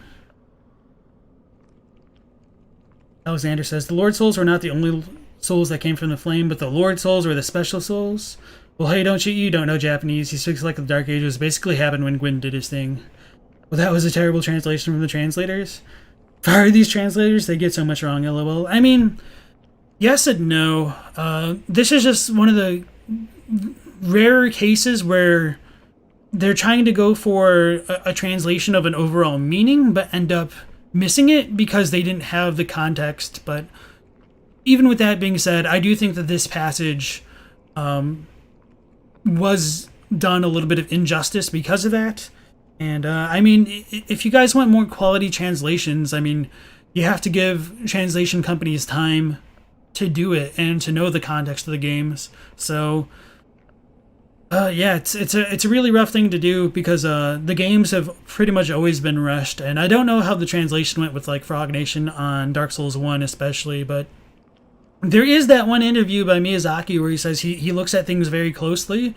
But, I mean, people use that as evidence that like the translations are good, which I mean is all well and good, but by the same token, as far as I'm concerned, like I don't think Miyazaki or any game company in their right mind would say, oh yeah, our translations suck, we just have to get this like product out the door, we don't really double check it. I mean, it's more like they have so much other stuff going on their plates that if they were able to do translations in-house, they would. Like the fact that they need to export their work to others just kind of shows that it's a little bit beyond them, but they're not going to say, oh, we deliberately put out a flawed project. They just don't even really know themselves sometimes. Or even if they do know a bit of English, they might not understand like the overall nuances of the language. So there's a real difficulty working from Japanese to English and English to Japanese. And so kind of you need native speakers of both languages to get it done well, but even that isn't always a surefire answer for solving things properly, just because, I mean, when we look at all of the lore interpretations in the English community, like, they'll base things on how things are worded in English, which is perfectly fine, but I'm certain you guys have run into cases where certain theories just don't hold any water because they disagree with the text. And so this isn't necessarily just a purely language problem as it is like interpretation, which is kind of a little bit beyond language to a certain extent. I mean, that's kind of a dumb sentence, but hopefully you guys are getting at what I'm trying to say there. Katie said it could also be easily fixed by saying thus would. Yeah. You sometimes wish Dark Souls was like Sekiro and having Japanese voice with English text rather than vice versa, or the option to switch. Yeah, especially like looking at some of the older games like Dark Souls 1 through 3, and having voiced dialogue would also be extremely helpful for knowing if certain kanji are actually read the way that they look. So at least with Bloodborne, this threw me off for a really long time until like I actually listened to Patches' dialogue in Japanese. He uses a term instead of mieru, which is like the most common way to see, like to say to see or is visible. It uses the most, one of like the most elementary kanji that there are, but it uses a different reading, mamieru, which means to like have audience with, to face or to confront something, and that just threw me for a loop because like the grammar leading into the sentence didn't make sense with it being read as mieru. So I looked into it really deeply and I was like, oh crap, this is a different word. The kanji's not being read like it normally is, and that just kind of blew my mind. And ever since that incident, I've really gone and double checked and triple checked a lot of words in native dictionaries just to see if I wasn't getting bamboozled again. But I digress. They'd probably still use the same subtitles as the dub. Yeah, translation in-house aren't great if you don't have talented bilingual people. Yeah, and it's hard to know like if something's done well or not. Like half the stuff with Bloodborne is so deliberately opaque. I can't think of the word that I want to use. It's so deliberately misleading. Not misleading. It's just vague that unless you know the exact context of what they're trying to go for, it's hard to make that case. So like Blood Echoes, I think, is a really good translation, a really good localization, but it can't quite get at the same idea of like dying wishes or dying wills of blood. And even if you did say like you pick up your dying wills of blood from an enemy and from killing them or whatever, that just sounds really stilted in English. And so there's the whole issue of translation versus localization to consider as well. And so since they're trying to create a kind of environment in which people can feel immersed, it makes it kind of a gargantuan task to keep the language, or sorry, to keep the information the same, but also palatable in the target language at times. You like it when the games like Nier Automata offer the full choice of Japanese or English voice and subs? Yeah, and so that's one of the things that I've really appreciated, kind of as a Japanese learner over the past decade or so. Like more and more games and companies are making options available to play with either English or Japanese subs and dubs, which is really cool. So I was like low-key shocked that like the Final Fantasy VII remake, such a huge title, offered those options, but I really appreciated it. As it says, you can forgive the translation because DS is not very straightforward series and has a lot of Eastern symbolism, and since this is probably before the series made it big, they probably didn't have a huge budget. Yeah. A bit rough getting translations through because vital lore points can be missed and can spiral into something that isn't true. Yeah, and even still, like, I mean, even though that I'm saying, oh, it says this in Japanese, it's still very easy to misinterpret the Japanese as a native speaker, just as it is really easy for English-speaking peoples to misinterpret what's already written in English. Like, just knowing the language isn't necessarily enough to be able to parse out how everything fits together, which is kind of one of the skills that are needed to understand the deep stories of these games. Alexander says, still past, present, and future tense is very important. You'd think they use translators from both languages. Yeah, and you're definitely not wrong with that, but sometimes it can get a bit, I don't want to say like ambiguous, but it can get a bit dicey trying to keep the tense consistent between the languages at times. And I don't really think I can think of an example off the top of my head of like what I'm talking about, but sometimes certain sentences in Japanese can just run on and on and on, and so it sounds like certain aspects of it are being put into past tense, whereas like the entire sentence is like in present tense. But I do agree with you overall. And Allie, welcome in. You said this channel does the best lore videos because you translate from the source properly. Thank you very much, and welcome. Nice to have you. It says, love how strange their designs are. Let me get some more water after all this talking.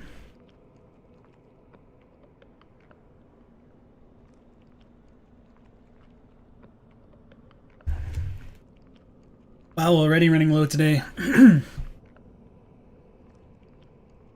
Spaghetti loves how strange their designs are, the snakes. Yeah, I do too. As we've talked about it before on the previous streams, like the fact that they're low-key smiling at us kind of shows that they shouldn't be trusted, which is one of the aspects that I really enjoy about it. Like, you have two snakes pulling at you from different directions, giving you two valid ways of dealing with their information, and they really put all of the onus on the player to figure out what the hell they want to do.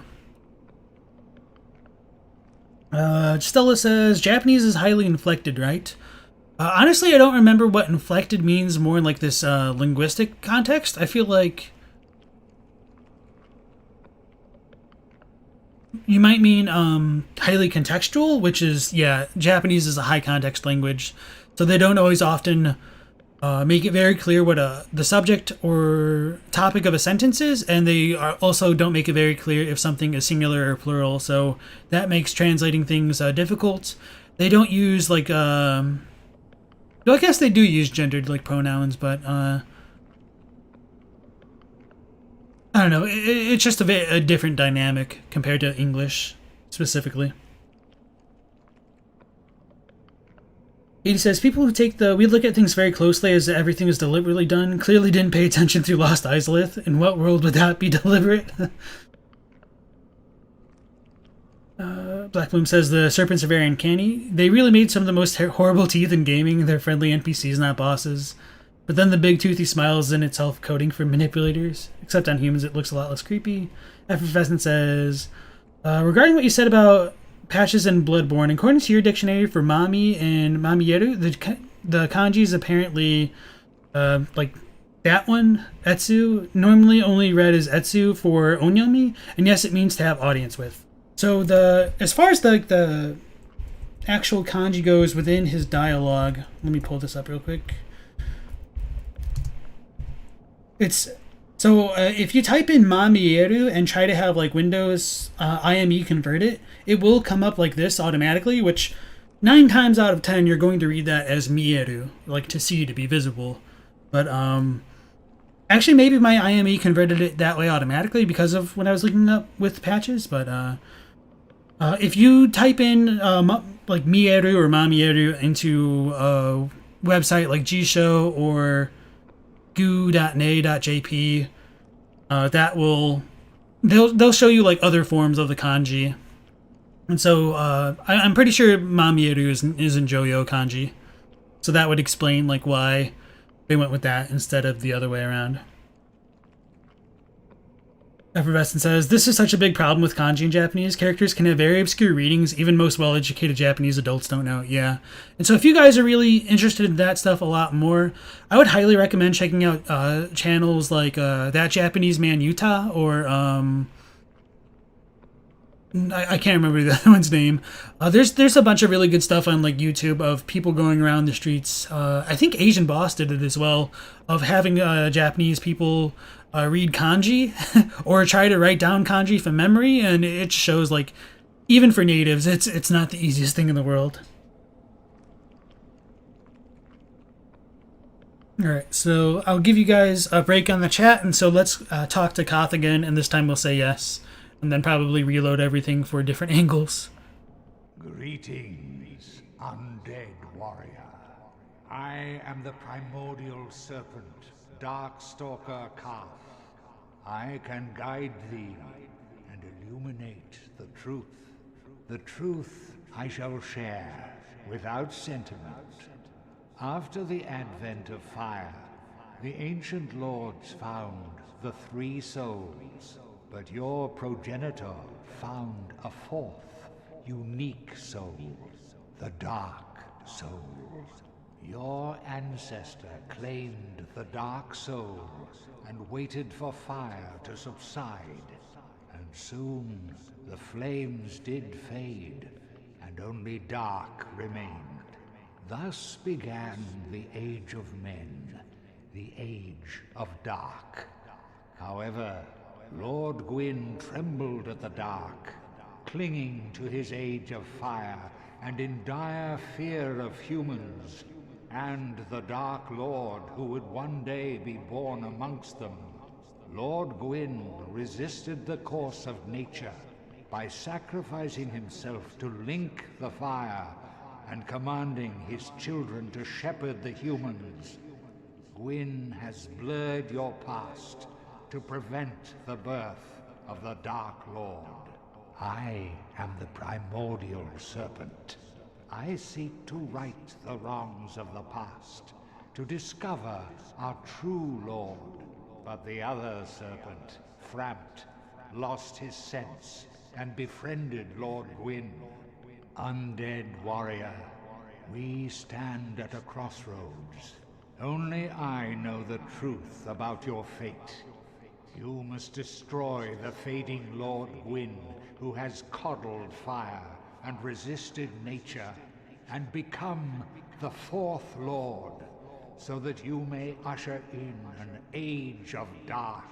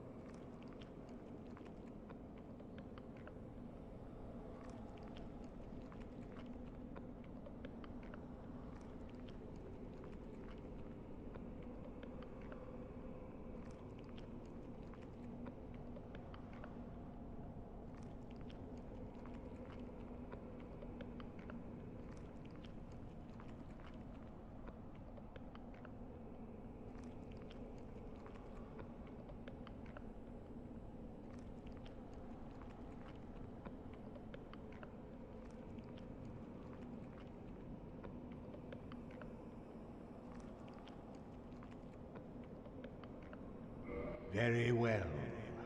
I shall now guide you to Gwyn's prison. Be still, and trust thine flesh to me.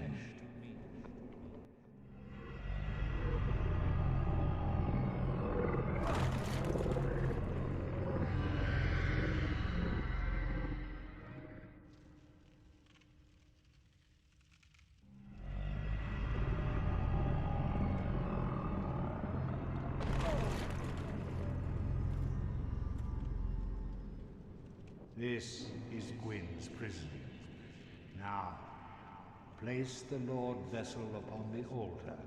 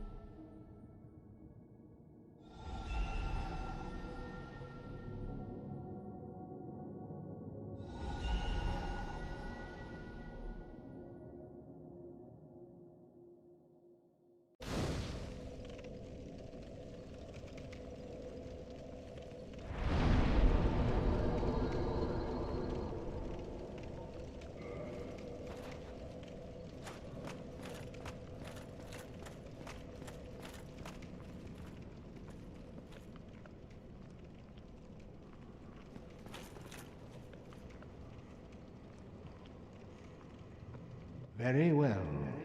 Once the vessel is filled with souls, the gate to Gwyn shall open. Seek Gravelord Nito, the Witch of Izalith, and the traitor, Seath the Scaleless. Fill this vessel with their souls, then the gate will open, so that you may kill Gwyn. Are you ready? Then let us return to the Abyss, and trust thine flesh to me.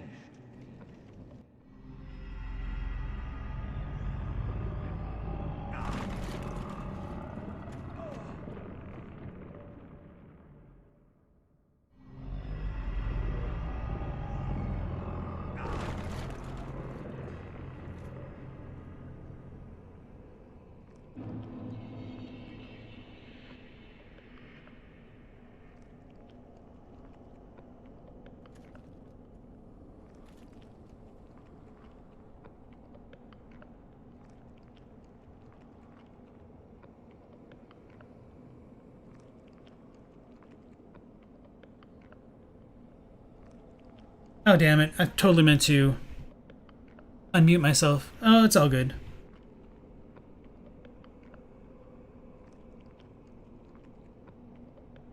I don't remember everything that I talked about, honestly. So what I get for yelling at the dog.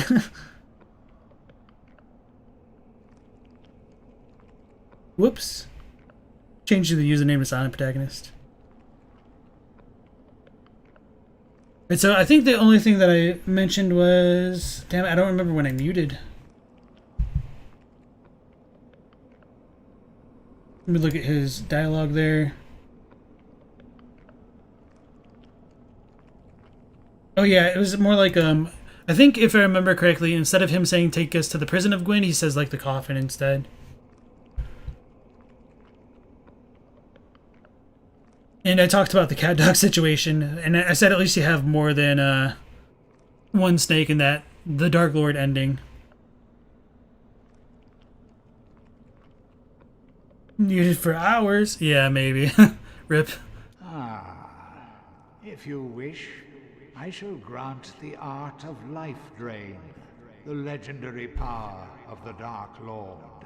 It can preserve your humanity while undead, and cast off the shackles placed upon your brethren.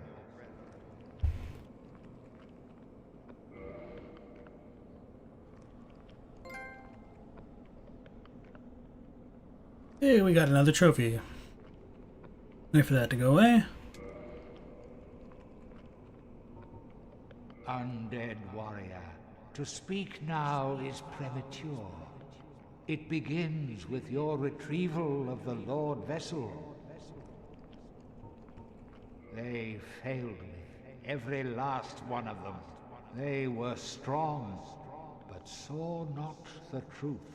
I am certain that you will prove different. So I really like this line here because he doesn't try to skirt around the issue of all of New Londo being reduced into ruins because of the actions of the men that he quote-unquote misled. It seems like he really places all of their failings on them. So can the Chosen Undead prove to be different? I suppose it's... I was going to say something along the lines like, oh, we'll have to wait to find out. But I mean, we really don't.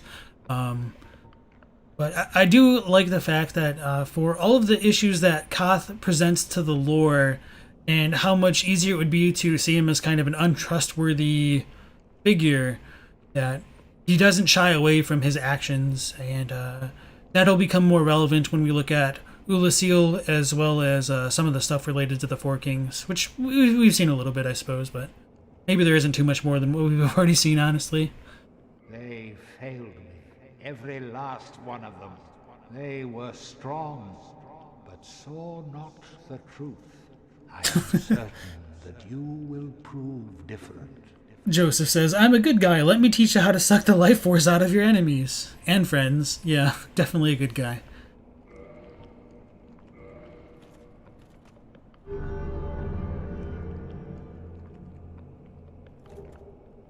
Oh, so you get it automatically. Okay, so I was kind of remembering it properly. That's what I thought happened. And then we can offer our humanity to him. They failed me. So you can buy the cracked red-eye orbs from him, and we've read this a long time ago, but the cracked red-eye orb allows players to temporarily imitate this ability normally limited to the dark wraiths of Kaathe. So this allows us to invade the other worlds, to pillage humanity from others. Farewell. Let's go ahead and use some of our humanity, because we'll save scum and show off some more of it.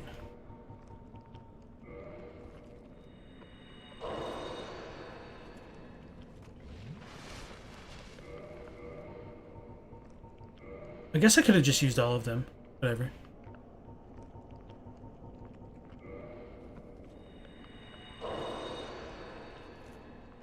What is it? I am your guardian. Go on. State your wish.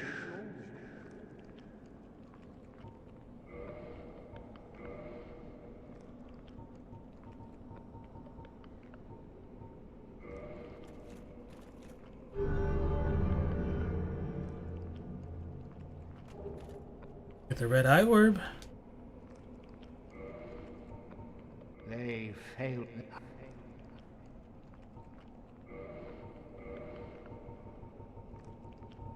So it takes 30 total to get to the max rank.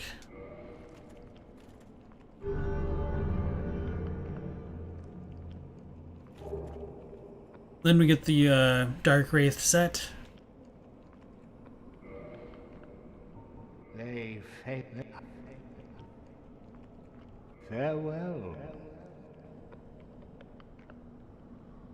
What is it? I go.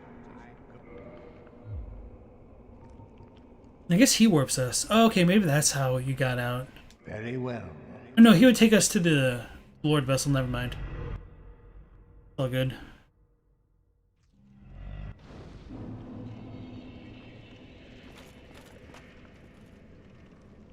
What is it?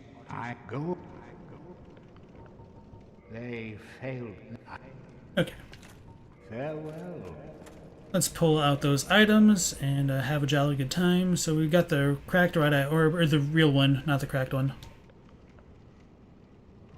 The Dark Wraiths of Kaathe use this orb to seek humanity and plunge further into dark. Perhaps they are more human than we? Not a whole lot to say about that, but it's interesting that the idea of pillaging humanity or quote-unquote human nature from people can lead the Dark Wraiths to be more human than the undead are is kind of interesting to consider. Or maybe even more human than humans themselves, I suppose.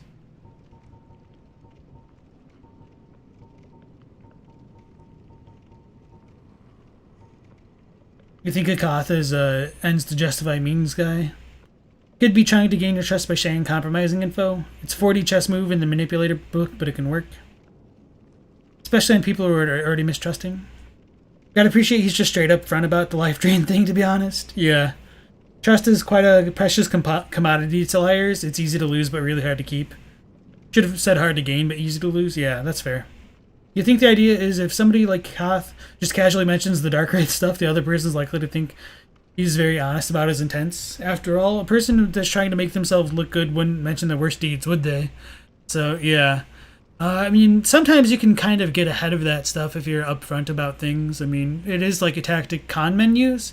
So I'm not saying that like Kaathe is completely trustworthy, but at the very least, it really leads into an element of doubt, which is kind of hard to shake. So, considering what we see with the other portions of the Dark Wraiths and the other games, it's really easy to be like, oh, these dudes are totally evil, but Kaathe's like, no, man, they're just freaking dumb. They suck. You're it. You can be the one. Which is still kind of appealing. Like, it's a very positive environment. It's like, they all suck, but you've got what we need. So we're gonna place our trust in you. So, for that reason, it is kind of understandable how the Four Kings could have like been drawn into that allure of power. And at the crux of these games, the more affiliated you are with the dark, the more enticed you become with its power. And that's kind of also true with fire as well, which is really interesting to consider that life kind of seeks life, and so like dark is drawn to the fire because it represents power in life, and that gets fleshed out a bit with more of Manus' children in Dark Souls 2. But that also leads into why the Four Kings fell to darkness, because as soon as they started sucking humanity from people, they're like, oh damn, this is awesome, and so they kept doing it, and then they kind of transformed into those grotesque beings. So darkness isn't all that it's cracked up to be, which is pretty clear just based on that fight with the Four Kings and everything we've seen in New Londo. But maybe there's something more to it, which is what Kaathe is trying to get at with us. And considering how like the Dark Soul is related to humanity and all that stuff, it really does have a certain level of allure, I think, beyond just like, this just makes you ridiculously powerful. There's more to everything here. So, the Dark Sword is the sword of the Knights of the Four Kings of New Londo. Its blade is wide and thick, and it is wielded in an unusual manner.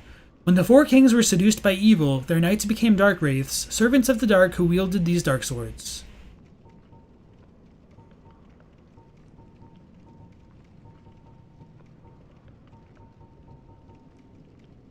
Mask of the Dark Wraiths, former knights of New Londo who descended into dark.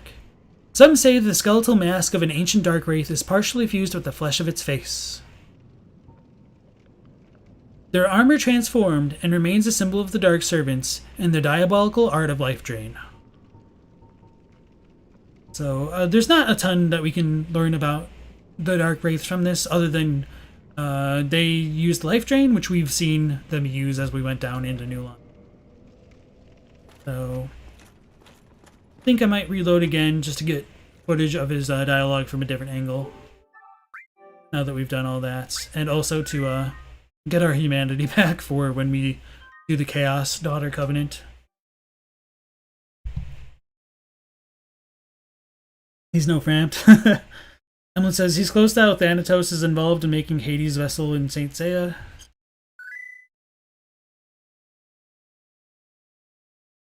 Black says, you think Kaathe is playing the heel? Frampt is more of a traditional manipulator, Kaathe targeting people who aren't as gullible, so he needs to think ahead, using the people's mistrust against them to bait them into doing what he wants. You know what you guys need? Katie says, one thing that always interested you is that what ulterior motive did Kaathe have? Like, he definitely doesn't speak the whole truth and manipulate you, but why would he, though? Yeah. And it's also troubling that we see Frampt in the ending of the Dark Lord ending, considering what he tries to do.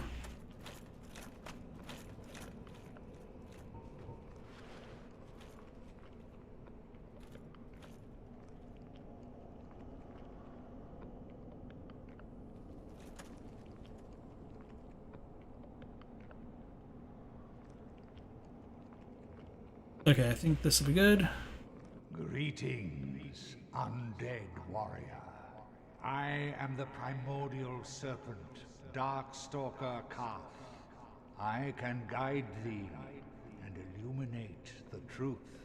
The truth I shall share without sentiment. After the advent of fire, the ancient lords found the three souls, but your progenitor found a fourth, unique soul, the Dark Soul.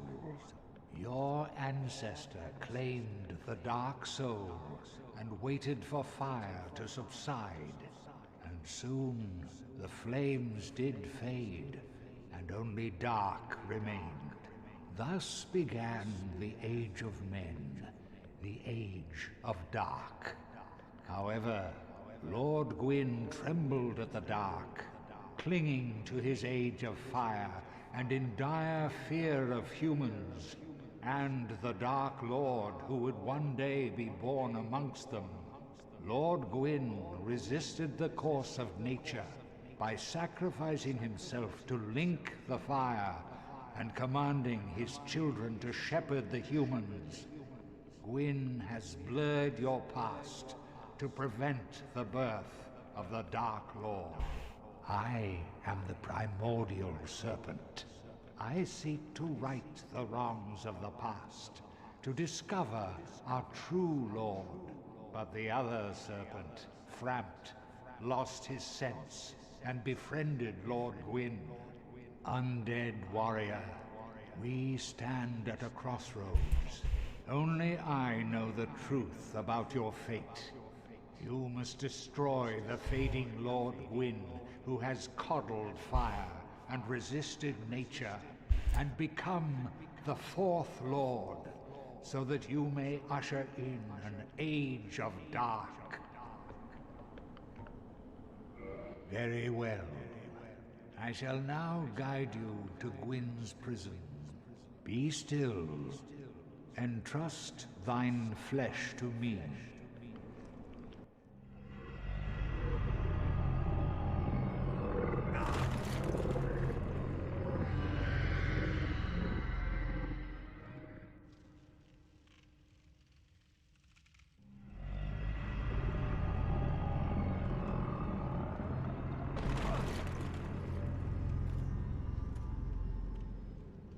This is Gwyn's prison. Now, place the Lordvessel upon the altar.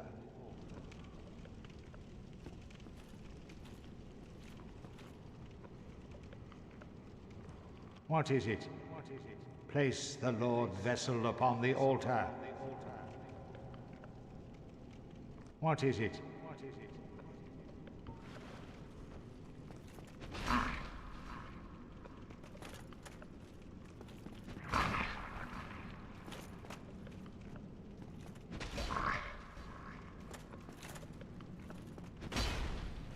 That one up. Stop. Enough. Fool. Fool. You could not be the Dark Lord. Enough of this. And farewell to you. I shall return to the Abyss and await the true Lord of Men. Alright, so we'll go put the Lordvessel down. I think Frampt will show up now. Then I'll go Dark Hand a bunch of people to show that off and reload again.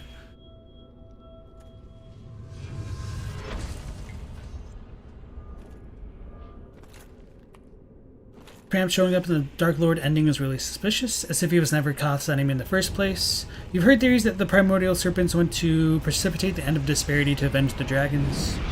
Professor Gomez, welcome back. He said, greetings. Oh, so this one, it pops out of Firelink. I don't remember if that happened the first time with Kaathe. Oh yeah, probably. Okay, yeah, that definitely happened. Said, greetings and hope all of you are well.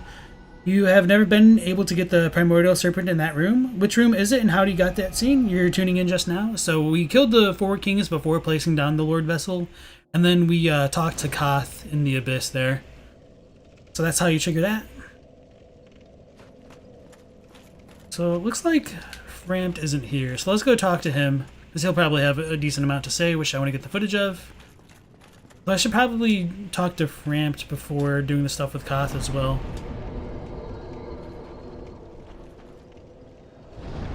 Because I don't remember if I actually got footage of all of that. At the very least, we probably still need it for the Lordvessel, so I probably should have done that stuff before talking to Kaathe. It'll all be fine though.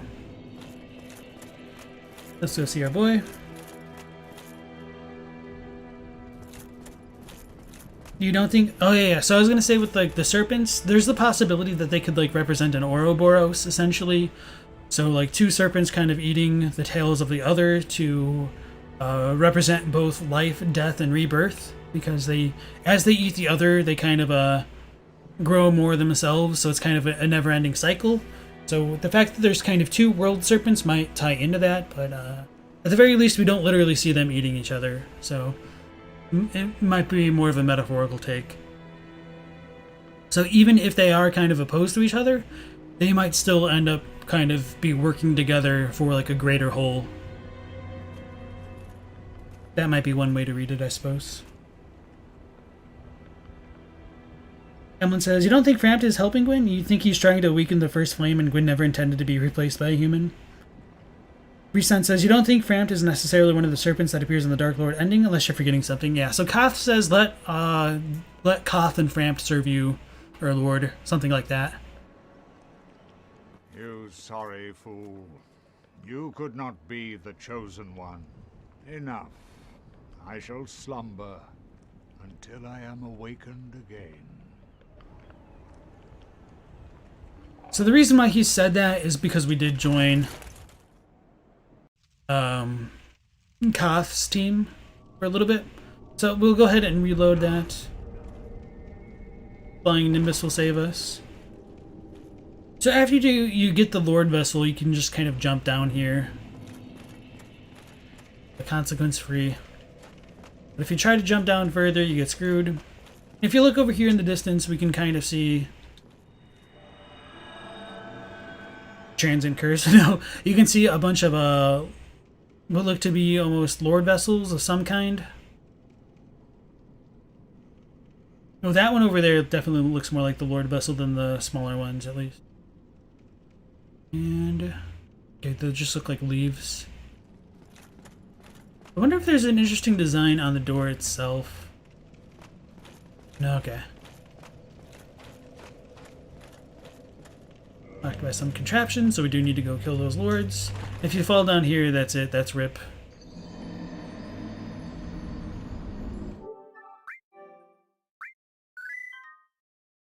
So before talking to Kaathe, let's go see our buddy Frampt. Get the footage of him talking.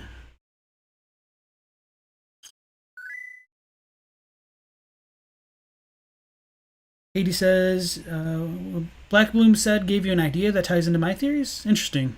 I'm curious now.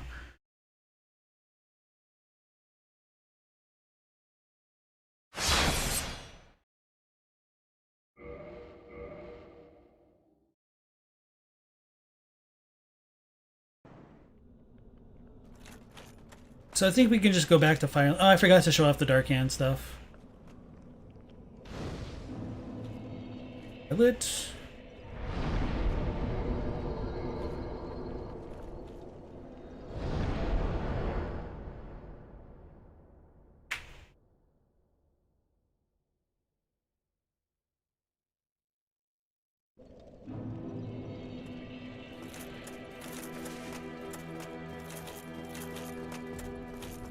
I probably should have talked to him before fighting the Four Kings, because I think he tells us to go see them. I mean, honestly, I'm not as concerned with Frampt stuff, because it's really straightforward compared to Kaathe.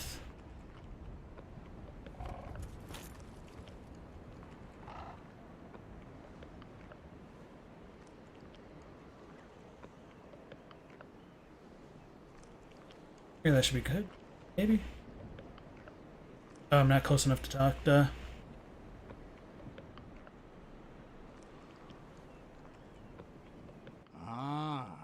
Hello. Was it you who rang the Bell of Awakening? I am the Primordial Serpent, King Frampt, close friend of the great Lord Gwyn, chosen undead, who has rung the Bell of Awakening. I wish to elucidate your fate, and the very reason your kind have appeared. Chosen undead, your fate is to succeed the great Lord Gwyn, so that you may link the fire, cast away the dark, and undo the curse of the undead. Now, let us take that vessel on a journey. I assume that you are ready. Now, be still. So Kaathe is more or less directly lying to us and saying, like, our purpose that we exist, or pretty much like that all humans might exist, would be to essentially link the flame.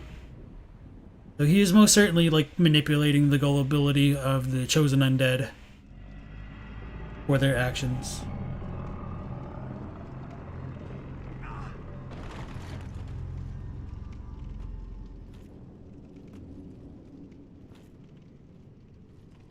This is the Firelink Chamber for the successor of Lord Gwyn.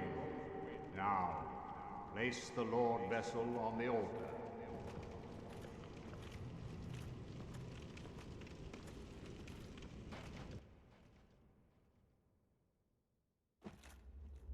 This cutscene always so funny.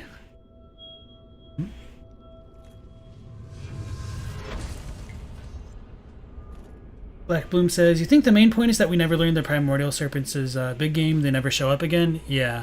And I was just thinking to myself, it's kind of interesting that we see Frampt is upside down as we come to the kiln, whereas Kaathe is right side up. So maybe that's supposed to be indicative of their natures? I don't know. Never thought about it that way. Freeson says, Frampt's appearance freaked the crap out the first time you played. Allie says, it's weird how Frampt is always asleep, but Kaathe is the one always in the dark. Frampt is legit, you trust him?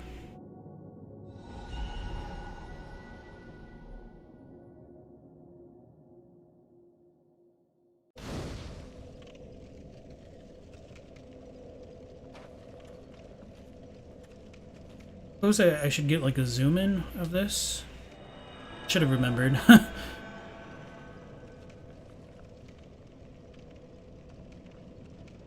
Oh, so that's my armor. I'm like, what the hell is that thing on the side?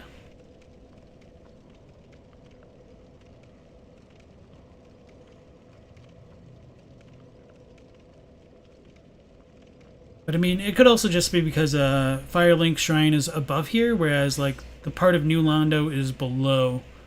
So it might be no more than just like a geographical reason as to why Frampt is upside down and Kaathe is right side up.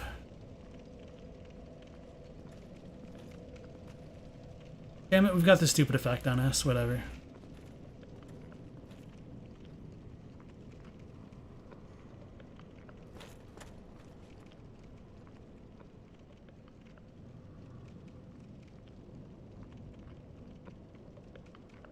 Very well.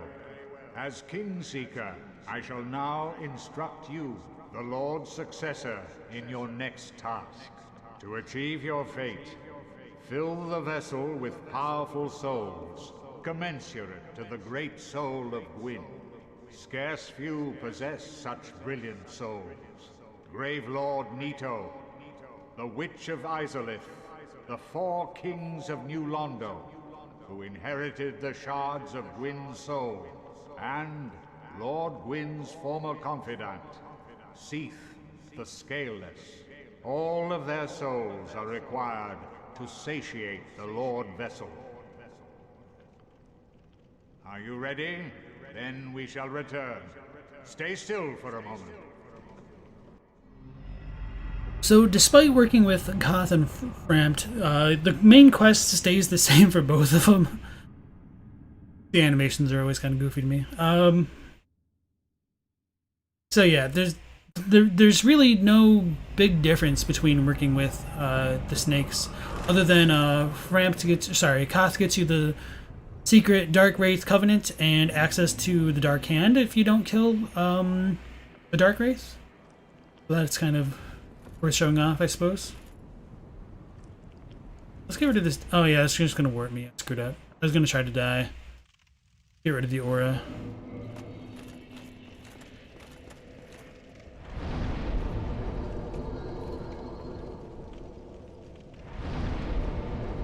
Because this is gonna talk to the snake again.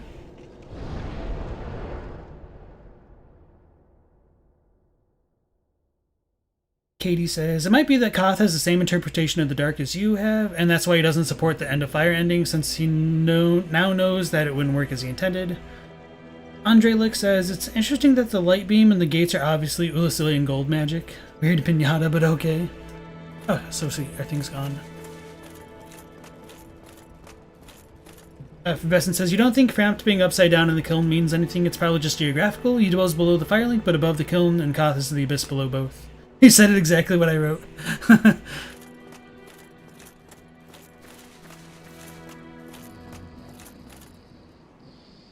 Our boy's asleep. Oh yeah, oh wait, no, we didn't kill Nito for Patches yet. So I'm like, oh, we could talk to Patches. So do you wake up, Frampt? Just punch him. No, I'm fine. Well and wide awake. Do not treat me like an old withering snake. I like that he yawns before he opens his eyes. I am pleased to see you well. Is it something urgent? The beings who possess these souls have outlived their usefulness, or have chosen the path of the wicked. As the primordial serpent, I implore you to defeat them and claim their souls. Let there be no guilt. Let there be no vacillation. I didn't realize murder was okay as long as they outlived their usefulness. The beings who possess the And so we can feed a bunch of items to him. Sunlight metals, and he gives us souls in return. I guess when we get Seeth's soul, we could show off that it only gives like one. The soul of Priscilla is super valued for some reason. I think maybe it's like the dragon items have a lot of value to him. Maybe we should still have a dragon scale. Oh no, maybe not. So Priscilla's might just have like a special soul, I guess.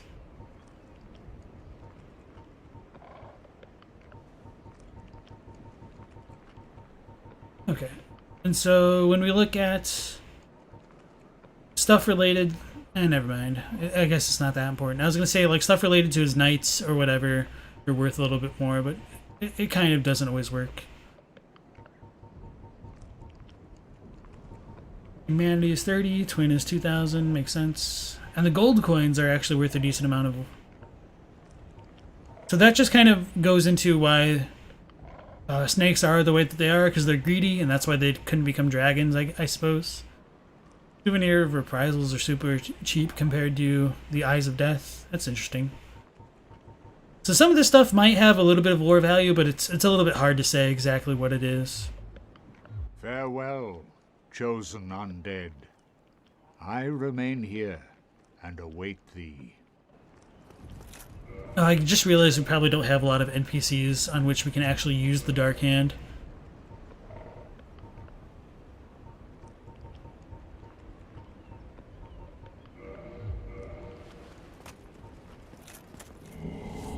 Okay, so that's how you'd use it. Okay, so it has to be in the right hand.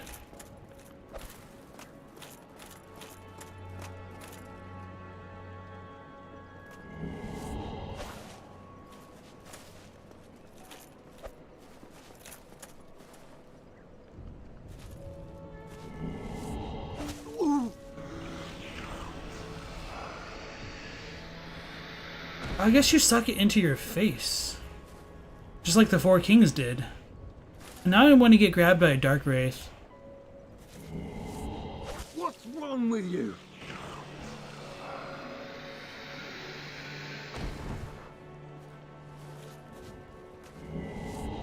Stop that, please!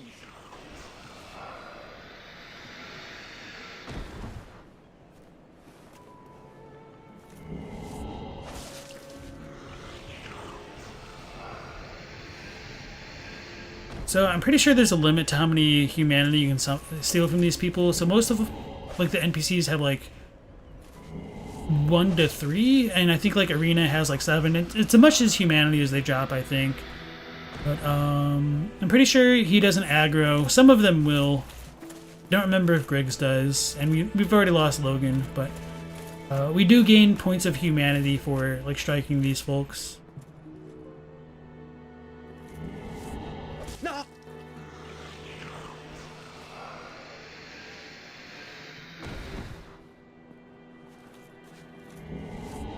Heavens!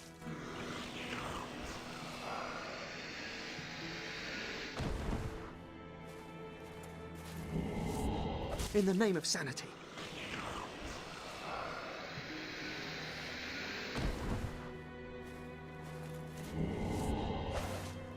Pretty sure that was it. Cease! Have you gone mad? Oh, there's one more.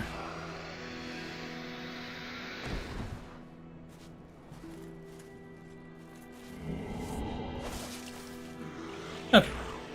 So I'm gonna jump off just to see if they respawn, and then we'll reload.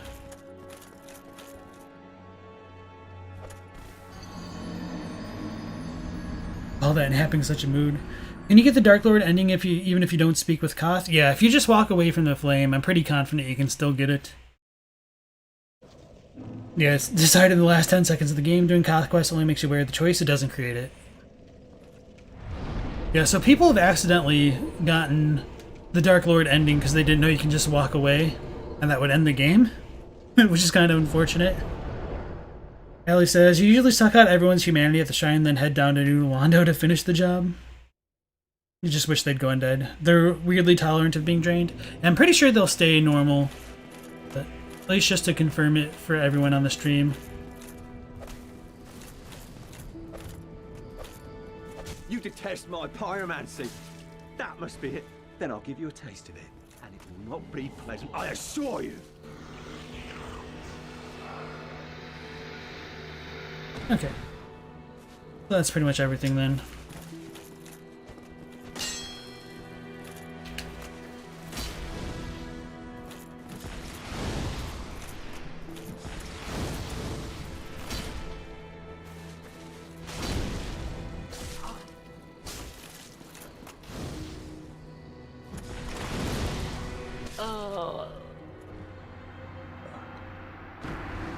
Everyone's favorite. Rip. Okay.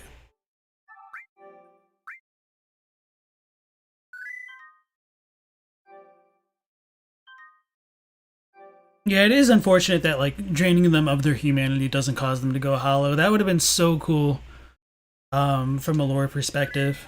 It's unfortunate that they didn't add that in.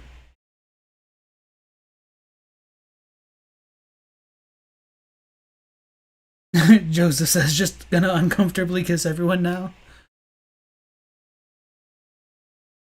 What happens when you do it to Solaire? I mean, the amount of humanity changes with how leveled up the Covenant is, I think. Were we gonna go back to Frampt, I think? Or were we gonna do Kaathe again? I'm trying to remember. Trying to decide, maybe. Breaking news, YouTuber gives people the big suck. What the hell is that? Alex says, you can soul drain Solaire. You think he has 5 humanity to drain. You've tried it on the Onion Knight too, and he doesn't aggro either. So yeah, maybe they just don't aggro. Maybe characters like Patches or Lautrec would, though. This game's pretty lewd. You saw that Matthew Matosis' video where he said Estus Flask is filled with estrus from the Firekeepers. Black Bloom says, you feel like the having characters being able to die a few times, but going hollow when they run out of humanity would have been on theme. Yeah, that would have been cool too, like, if they have essentially, like, 5 lives because of, like, 5 humanities or whatever. And that could also work potentially with, like, summoning them. Is that... How awesome and terribly sad would it be to, like, somebody summon, like, Solaire 5 times on a boss and die, and then you just don't see a summoning sign anymore? That'd be so cruel. I love it.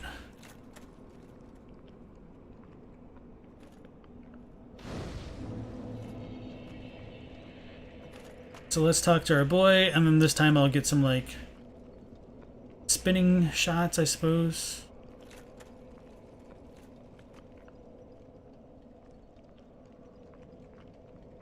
Greetings, undead warrior. I am the primordial serpent, Darkstalker Kaathe. I can guide thee and illuminate the truth. The truth I shall share without sentiment. After the advent of fire, the ancient lords found the 3 souls, but your progenitor found a 4th, unique soul, the Dark Soul. Your ancestor claimed the Dark Soul and waited for fire to subside, and soon the flames did fade, and only dark remained. Thus began the Age of Men, the Age of Dark. However, Lord Gwyn trembled at the dark, clinging to his Age of Fire and in dire fear of humans, and the Dark Lord who would one day be born amongst them. Lord Gwyn resisted the course of nature by sacrificing himself to link the fire and commanding his children to shepherd the humans. Gwyn has blurred your past to prevent the birth of the Dark Lord. I am the primordial serpent. I seek to right the wrongs of the past, to discover our true Lord. But the other serpent, Frampt, lost his sense and befriended Lord Gwyn. Undead warrior, we stand at a crossroads. Only I know the truth about your fate. You must destroy the fading Lord Gwyn, who has coddled fire and resisted nature, and become the 4th Lord, so that you may usher in an age of dark.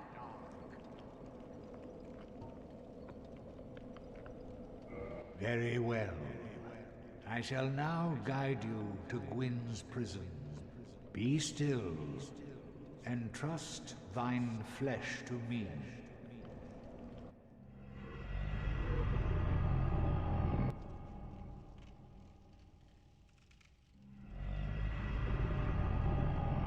This is Gwyn's prison.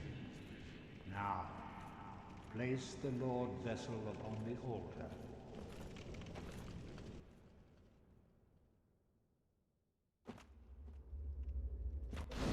Okay, so that'll be good for footage, I think. We talked to Frampt. We've done everything with him, pretty much. I feel like there was something else. I'm just kind of forgetting it. Why do we have to hear this again? Because I'm trying to collect footage, essentially.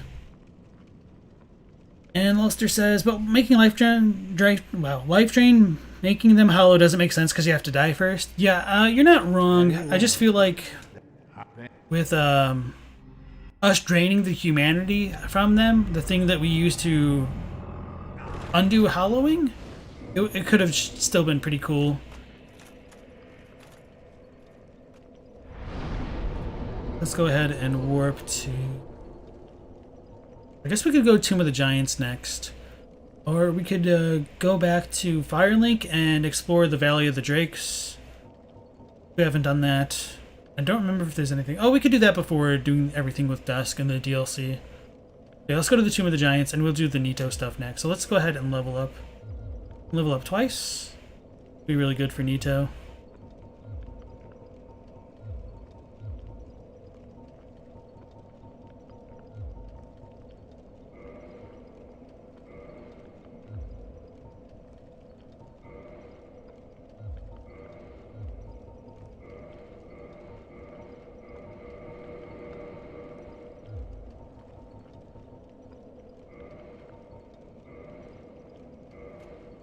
Oh yeah, and then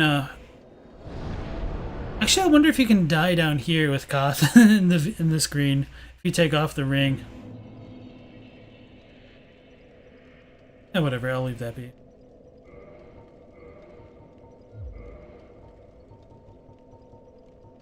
The grass crush shield. Lantern. Oh yeah, I didn't go get like the effigy shield. I'll probably need to actually explore this place a bit more, which I mean, we're definitely a lot higher level than the first time we came down here. Bloom says, basically baiting people into killing someone if they become trouble until they realize it eventually has permanent consequences. Oh, Patches is probably still down here because we never killed Nito. You generally don't like when the NPCs don't work under the same rules as the players, so you want that kind of interactivity. Yeah, okay. That explains Patches. Ellie says, that's why you're here, actually. You were looking for Bloodborne lore videos about, but they all seemed off. Then you found this channel that translates directly from the Japanese version, and the lore finally made sense. Yeah, so I don't think there's quite as, like, maybe I shouldn't say it like that, but I feel like for the most part, Dark Souls is a little bit more straightforward with, like, the major things compared to Bloodborne. And Bloodborne just suffers from, like, a few notes and things that just wouldn't be able to get across super well in translation. Oh yeah, I forgot to put on my actual other ring.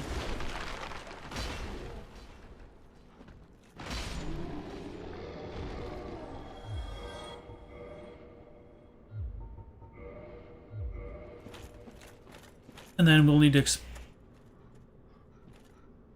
Did we always see the bonfire from over here? Oh no, because that's the one we lit way earlier. Forgot. That distracted me so much.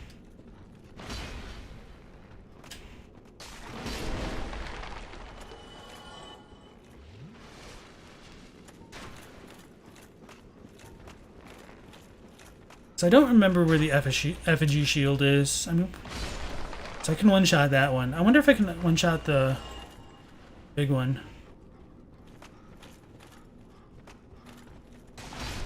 Yes. That's probably it right there, isn't it? So I think we need to drop down the hole again. Oh yeah, because we died to all of the tower dudes. First Patches.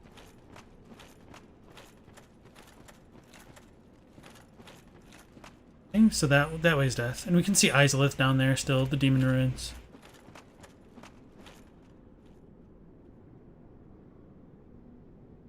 Did we kill the dog? No, it's at a farm upstate.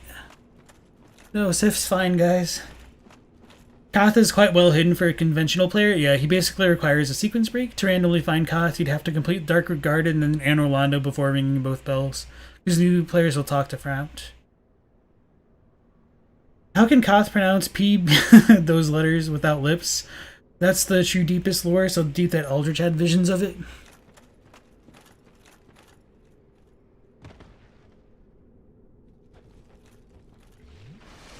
You don't know of any hints about Kaathe in the game itself? Yeah, the first time I found out about Kaathe, I was like, what the hell? That blew my mind. I'm like, there's this whole other NPC and it tells me that everything that I did was a freaking lie.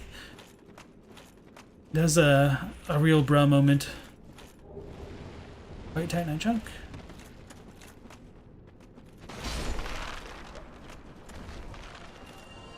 Man, coming down here late in the game is so much easier.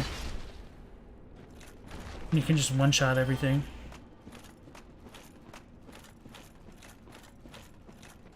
So that was not the effigy shield? I didn't think it was, but... Oh. I went the wrong way.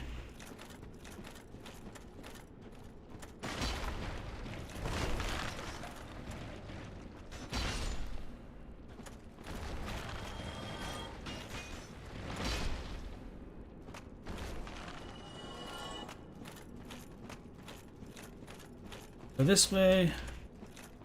Straight? No. That was the exact same thing. Lose my way without Arena to guide me around. Alright, Arena should have been here, which means we would need to go straight here. Okay.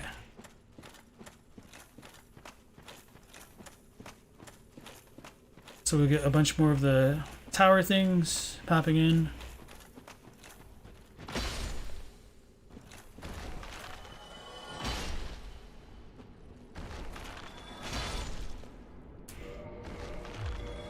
So heal up.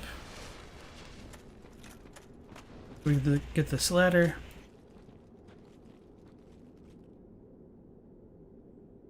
Normalize platonically kissing your friends and sucking out their humanity.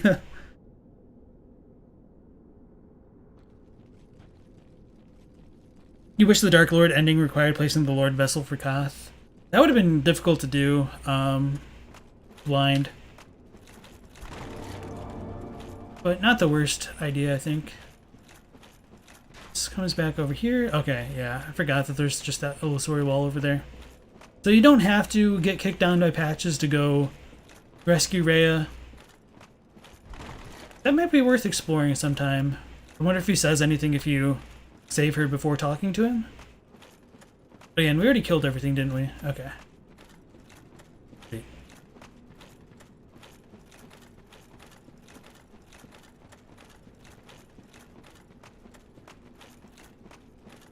You ended up cannoning the eye for most of the fight?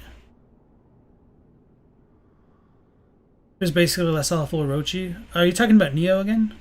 Spectrum says you can walk in the abyss without the ring after beating the Four Kings? Okay. I thought that was a thing, but I just didn't remember. Thank you for confirming. Damn it. Where... oh, wait. I think we need to go down, and then it connects back in. Not that way, though.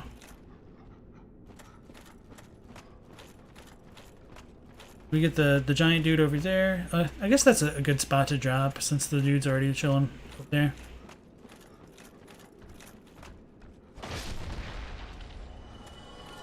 Archer? Oh no, he's not an archer.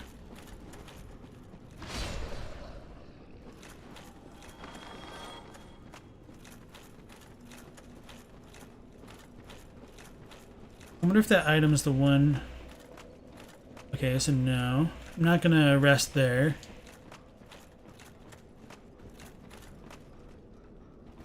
So it doesn't connect back that way, does it?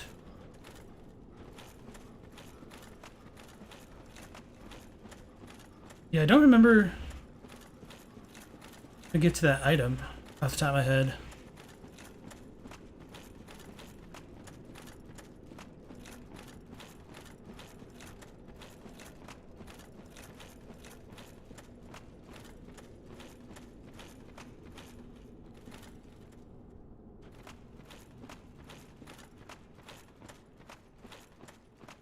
Like I didn't go down far enough or something.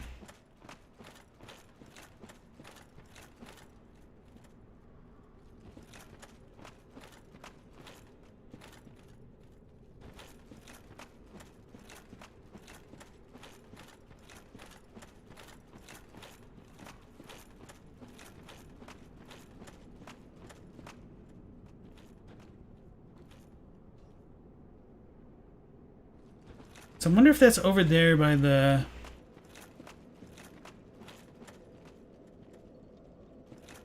giant archer thing. Whoops.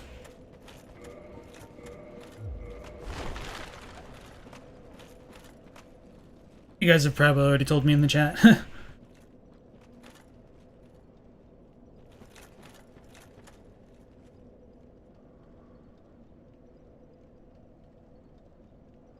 We can do hallowing by sacrificing humanity, if you remember. Dark Soul seems to be able to replenish itself, and when the Dark Sign weakens, Dark Soul falls out faster than it can be replenished.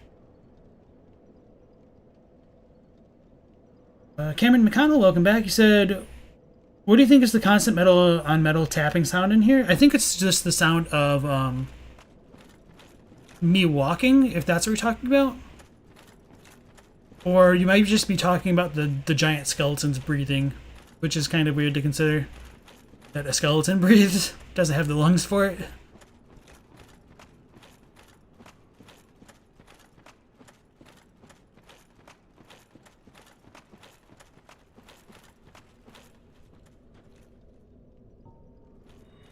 Damn it. Never unequipped that thing. Oh, and I guess I never rested at the bonfire. That's got to be where Patches kicks us off. Somewhere around there.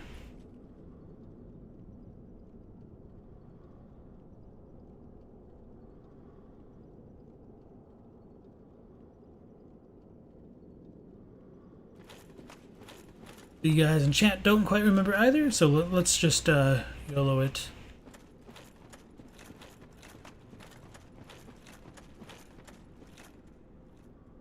Pretty sure that's a bad idea, though. This is really tripping me out. Maybe I do need to go through those tunnels after all.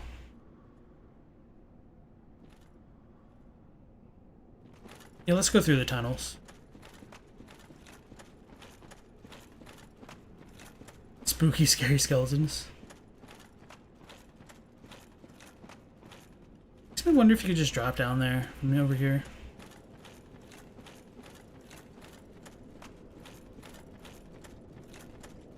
Oh, okay. So I just never ran down here. I was confusing this spot in my head. Okay, we figured it out. Stupid effigy shield. I didn't even remember. Didn't realize I hit that button, but okay.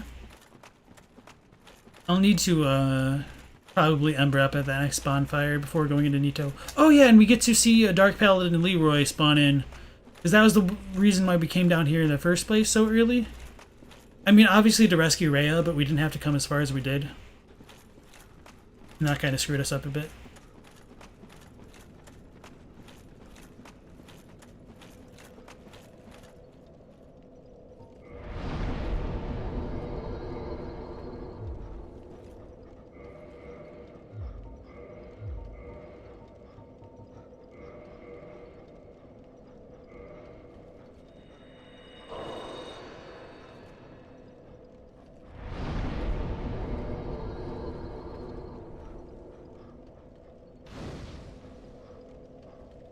Don't need 15 for Nito, I don't believe, so this should be good.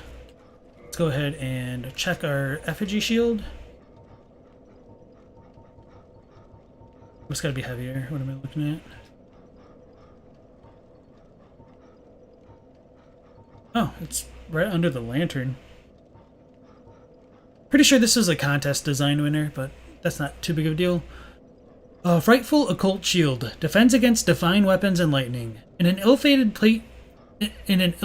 plot to destroy the very gods, the followers of the occult once attempted to steal the power of the Gravelord Nito, the first of the dead. So for whatever reason, they thought the power of death was good to use against the gods, and so that's why they were going after Nito. And as we can see, it does offer 90% lightning resistance, which is extremely good, and 90% physical resistance, which is kind of okay. That's probably... Because of that, I don't really like to use the shield that much, but... at the very least, it does establish that the people in this world did try to fight the gods somewhat, and it failed, because it's an ill-fated plot that they had. Trunks. I think that one chases us and actually follows us down here, yeah. Going.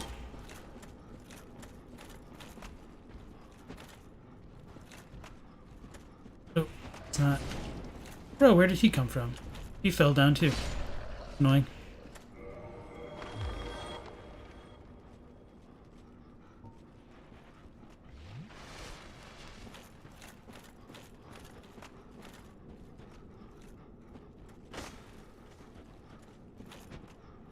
Damn it, I thought I could hit it. Oh well. So those ones killed me before because there were 3 of them.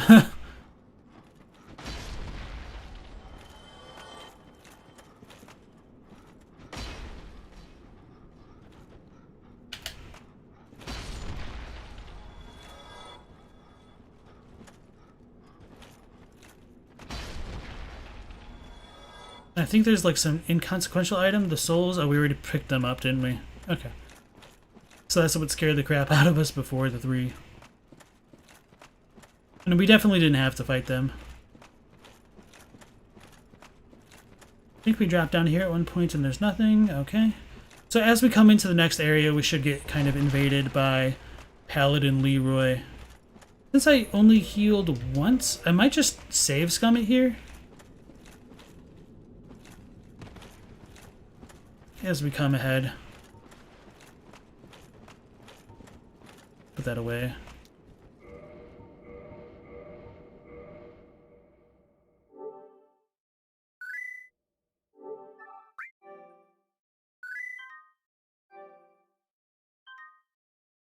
Rip our stuff with Frampt.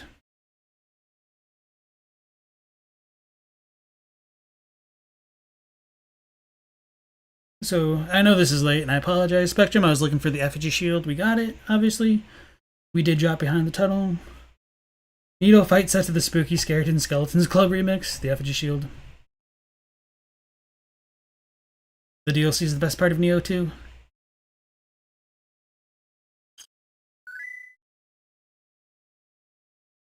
Its stability is also really low. Yeah, that's a good point. Sanctus, Blood Shield, Effigy, and Black Iron Great Shields were the contest shields. Thank you. Mr. Ulster says, have you never tempered your equipment? No. The only thing that I've tempered is the, what's it called? Our Zweihander. With the cosplay run, I probably should. But I've also kind of been hoarding the souls a little bit just to spend them all for the stuff with Logan and Griggs. Our Paladin Leroy Jenkins, Pals for Life. So before this doorway was sealed by the Great Lord's power, and so wait, he invades here, so we didn't have to go inside of it. So he just doesn't show up before you have the Lordvessel, I guess. Doesn't make sense.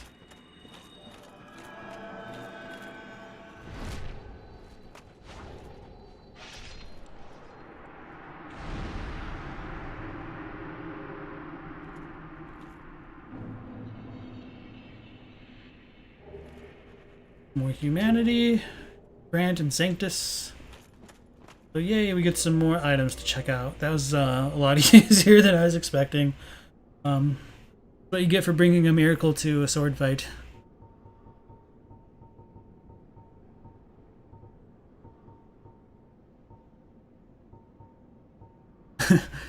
Probably made some people mad with that one. This is a legendary weapon of the Way of White, granted to an undead paladin long ago.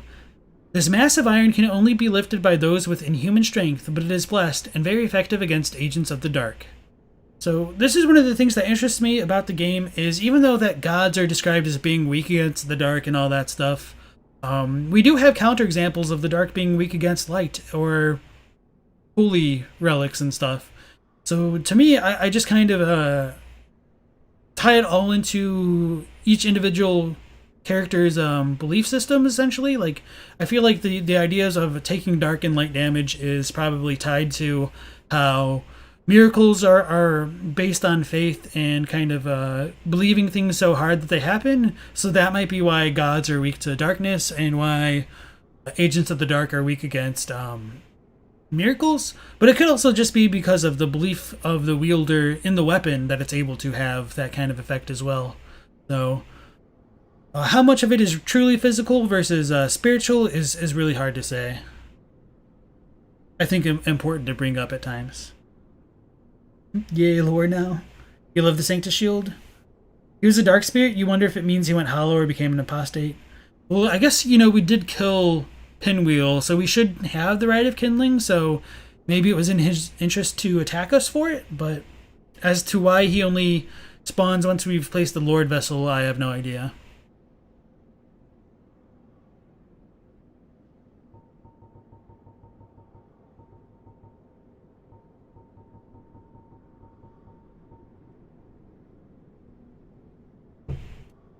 Sanctus, a legendary weapon of the Way of White granted to an undead paladin long ago. Once blessed with the protection of a white flame, but its power has all but faded, so that it provides only slight HP recovery. So this is a decent shield to have on your back if you're just two-handing, because it restores HP, although it's mostly negligible, honestly, so the Grass Crest shield is a little bit better for that. Let's see how much HP I have. So 991. Let's go ahead and just show that off, maybe. So now that we're kind of done with the dark area,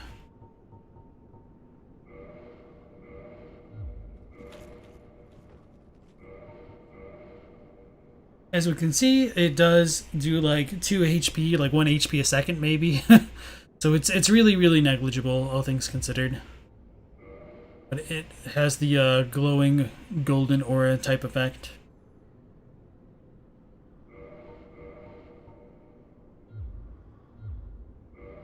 Grant is big bonk energy. Actually, let's look at the Grant. I wonder if it kind of is related to Morn's hammer? I don't think so, but I don't remember the visual design.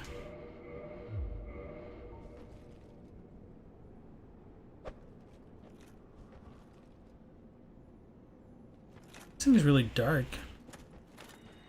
Oh, I don't remember what that does.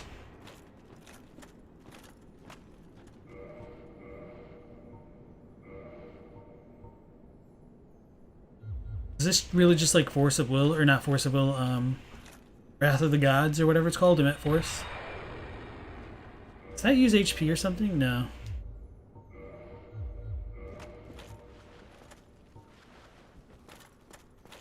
Oh yeah, Crystal Lizards.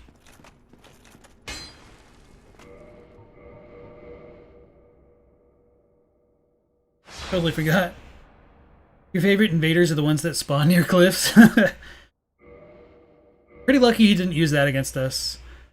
You believe the guy desperate and decided to invade someone to get humanity, and that's just... He's defending Nito? Oh, no, no, no, no. I run faster. Oh, we just one-shot it. Okay. Oh, okay, we were totally running the wrong way. Maybe he's defending Nito because he himself is a god? Effervescent says, Brant, Morn's hammer is always your #1 go-to in any Souls game. You were really disappointed the last time you played Salt and Sanctuary that there's no equivalent of any strength faith weapon? Or because they're opposites that they're weak to each other? Isn't he protecting Nito? I mean, that's probably the only way we can justify him only appearing once the Lordvessel has been placed. Because we did come down here super early, because we were wondering if we could get the Paladin set by killing him first, and then having him pop up in Nito's arena later on. Okay, so they'll just die to a double-handed R1. Be crazy.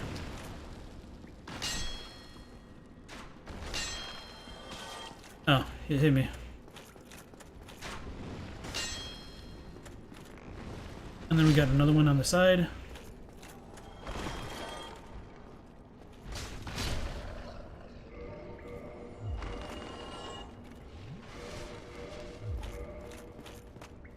And so coming into this next area is kind of a trip, because we'll get like 3 pinwheel dudes and a bunch of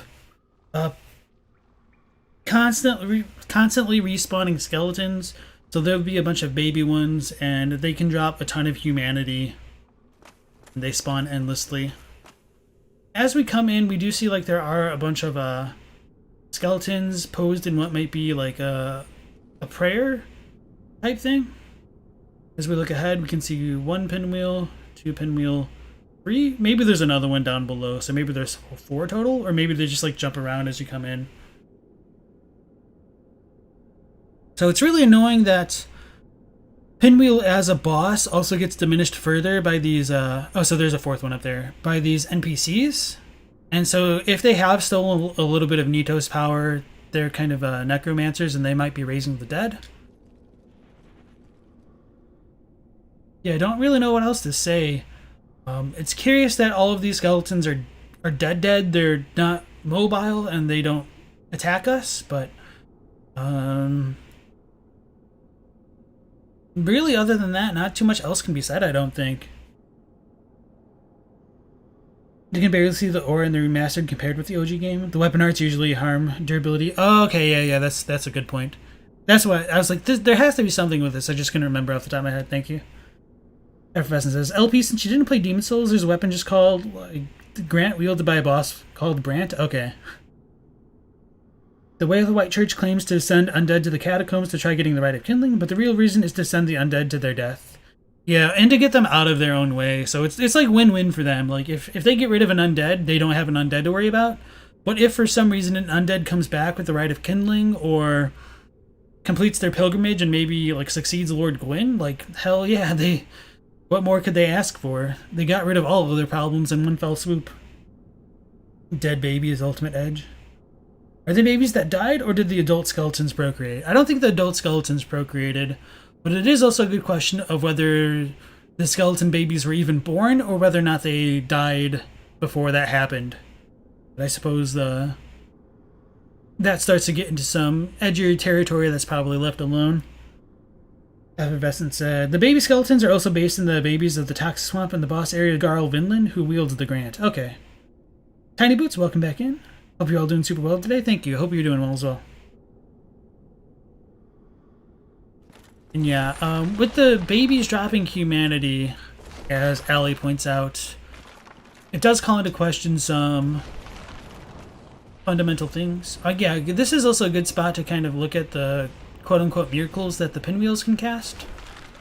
And oh yeah, I forgot that as soon as we come in, the baby skeletons will come out of the ground, start to attack us. So this is a really, really good spot to farm for humanity, because they drop it pretty frequently, especially if you're like using the items to increase your discovery rate. Oh, it didn't stab roll. Oh, it lived? That did not work out.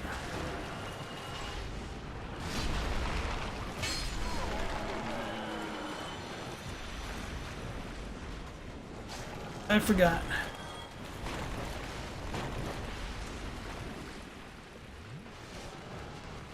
So that's probably humanity over there. And, oh no, okay, so that was a pinwheel one. I was gonna say, I'm pretty sure that the children here actually pick up the humanity that's like left on the ground. So we got one of the masks, which is really cool.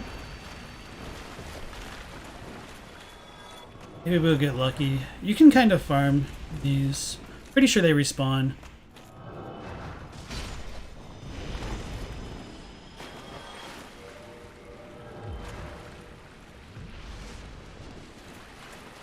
And even if you don't farm these guys, patches will sell all of the masks, so it's not like the end of the world if you don't get them.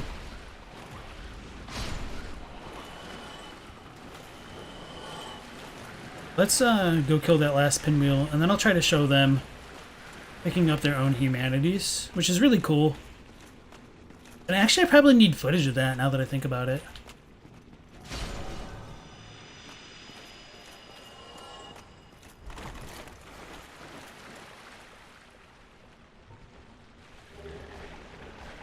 White chunks.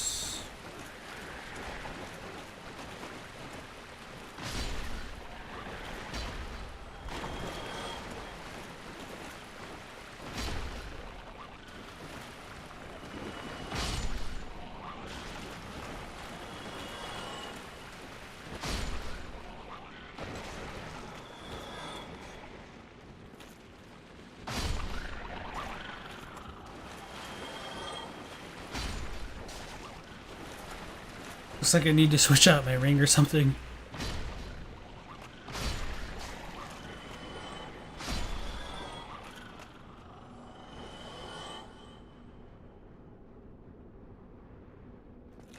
So if you're in the water, that's like kind of when they spawn up the most.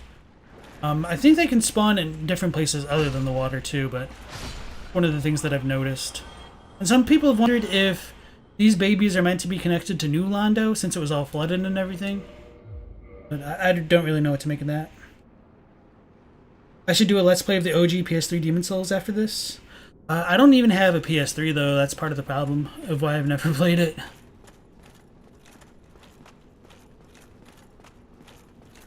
And I definitely don't think I have a computer that's good enough to both stream and play the game. I was kind of thinking about upgrading, but my computer's still okay for now, but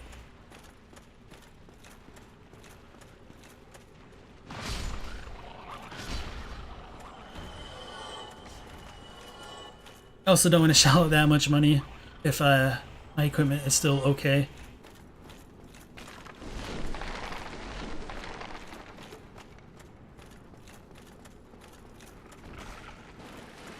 So I don't know exactly what the connection to like these unborn children is with the water. Like when we look in it, we can't really see a bunch of skeleton bones like you'd imagine there would be, like in some other locations in the games. Like Aldrich's Arena or the one with Midir. And so whether or not this is connected to Nito and has like a greater significance, I also don't know.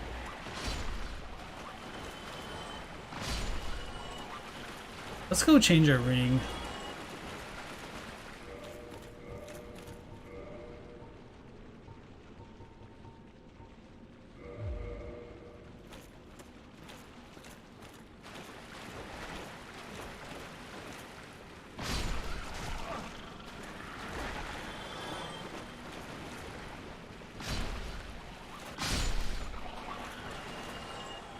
Okay, so that's a humanity for sure. So you see them, they pillage their own humanity. This is kind of crazy.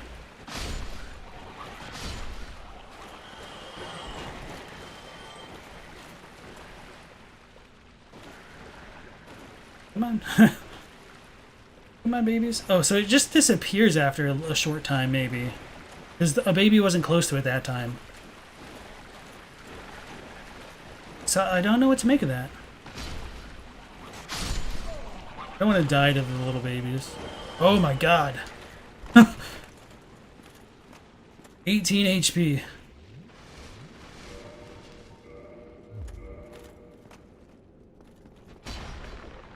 This is mildly terrifying. So we should be safe right here, and I can catch up with you guys.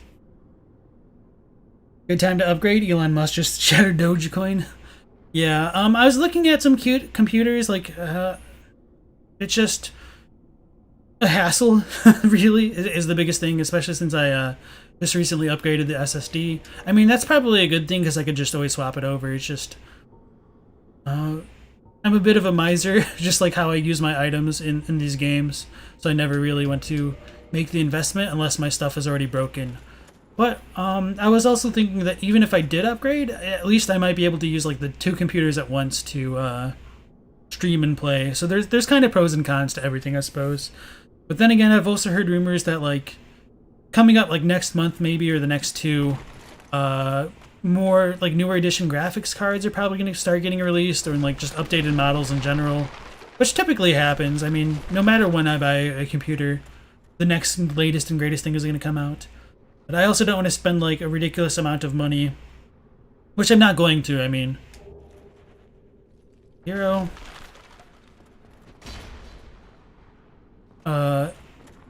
Only for it to just be like, damn it, if I only waited a month or so, I would have been fine. So I'm not sure what it will do in the future, but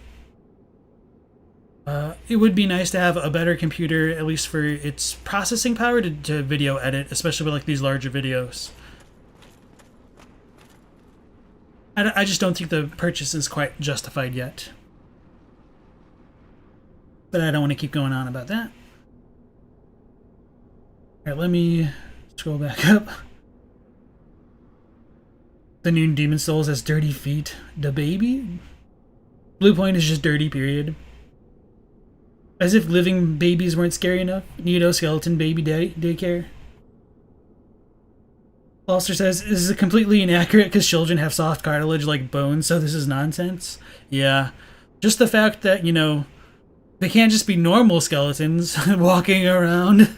Like in real life, they have to be baby skeletons. That's too far-fetched. Look at Nito's AoE, it's just like the liquid that comes from out of Artorias. Maybe they just don't give it good texture for it. The ground seems to imply bones. Katie says, does emulating require a lot from a computer? Well, I mean, a PS3 is obviously like a full generation old, but to emulate a PS3, it takes a bit more horsepower to do. And then in addition to that, streaming on top of it and video recording would probably be too much for my computer. I mean, I could probably do it, but it'd be pretty low settings overall. So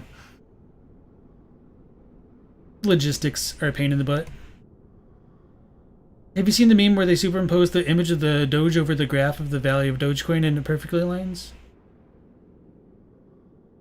Alda says, that's so cool, you just thought the humanity faded if you didn't pick it up. So maybe it does fade. I thought it was the babies which picked it up, but at the very least, you don't really have items disappearing in other sections of the game, so it does feel very deliberate that the humanity kind of returns to the depths, and that might be what spawns in all the like little baby skeletons. That's kind of the way that I think of it, but if it's actually supposed to be that way, I don't really know. Oh yeah, I should probably... So as we look in towards Nito's arena, which we've already been to once before because of the Covenant we were in, we see like a bunch more human skeletons kind of bowing or whatever in reverence towards it. I can't really move my finger faster.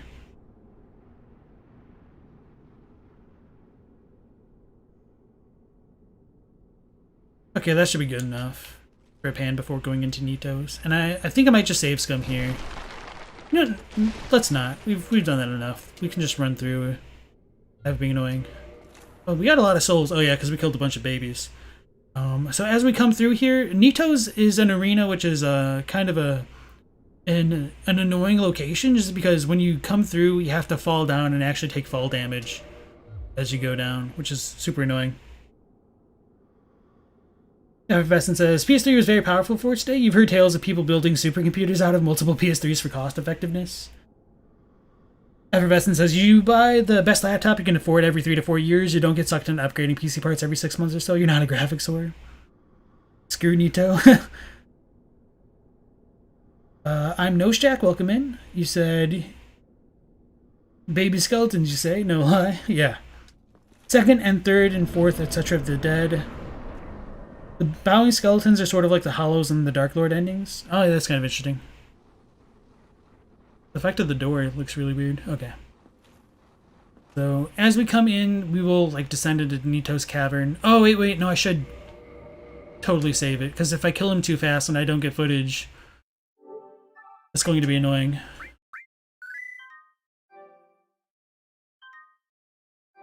But I honestly don't kind of expect to kill him if I'm trying to show things off. Yeah, I just kind of forgot that I'm trying to get footage here for a second. Because there's a lot of ways that you can just kind of get screwed in this fight. Which is why on my last playthrough before this one, I wanted to come and kill Nito first. Just because of the challenge sounded fun. But I got screwed by the Great Lord's power, or lack thereof. We killed a bunch of babies, LP 2021. Wait till you see the 2022 campaign slogan. I don't know what it is, but we'll figure it out. Maybe they bow to Nito in their final moments to become living skeletons in the afterlife. Did I actually upload it? I think I did. Brain went on autopilot, so if I screwed up, I screwed up. So as we come down, we'll need to flask up immediately. So his coffin will be over there on the left. Get a little bit of a cutscene.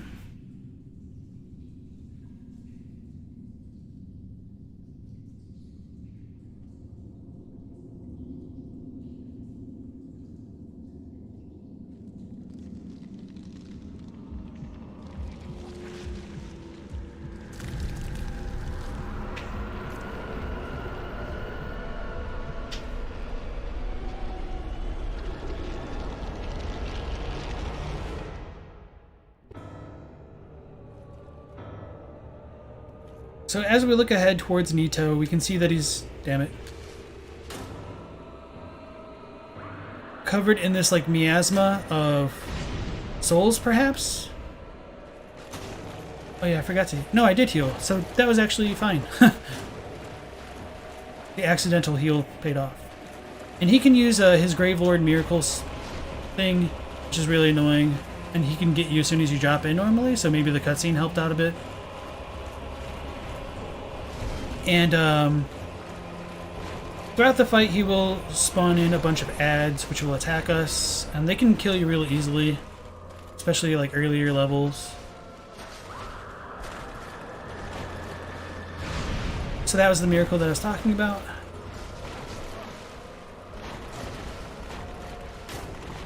Why am I rolling so weird? Oh, he has a grab?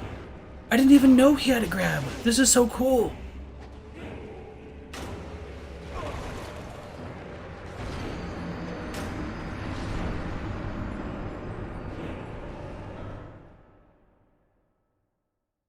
That was actually a really cool looking death. It didn't last a long time, but super cool looking. Start humanity.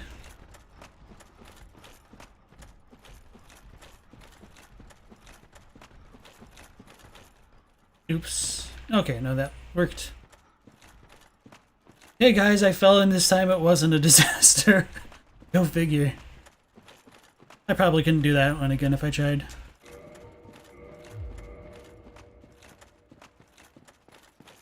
There's like a skeleton of enemies here? Hey! You'd say he's covered in dark. Nito seems to be a giant. Yeah. So there's a bunch of theories about what Nito is, but there's really not a lot of substance to it.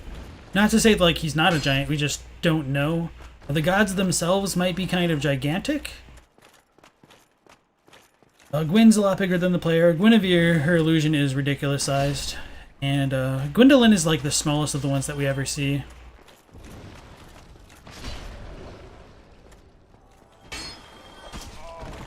Well, that happened. That run back took a little bit longer than I thought.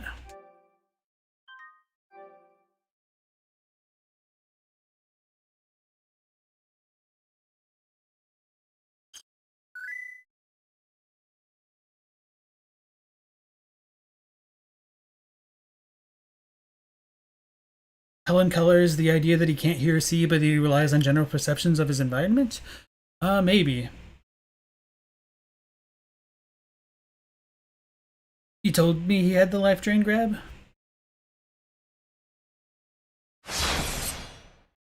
You might have, I just don't remember. Nito is short for Benito? I don't want to kill him too fast. I mean, if I was just trying to like YOLO him, I probably could kill him quickly. But I remembered that I wanted to show off a bunch of stuff. So let's screw that up.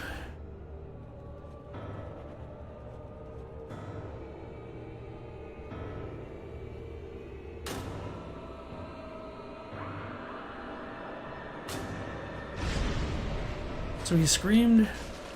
I'm in his ads.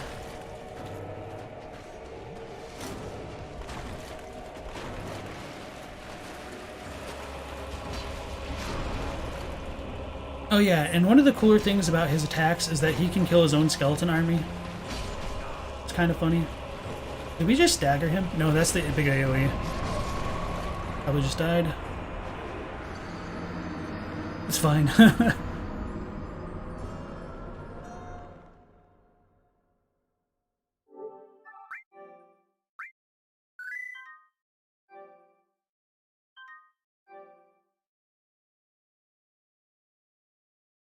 Because that's another one worth showing off.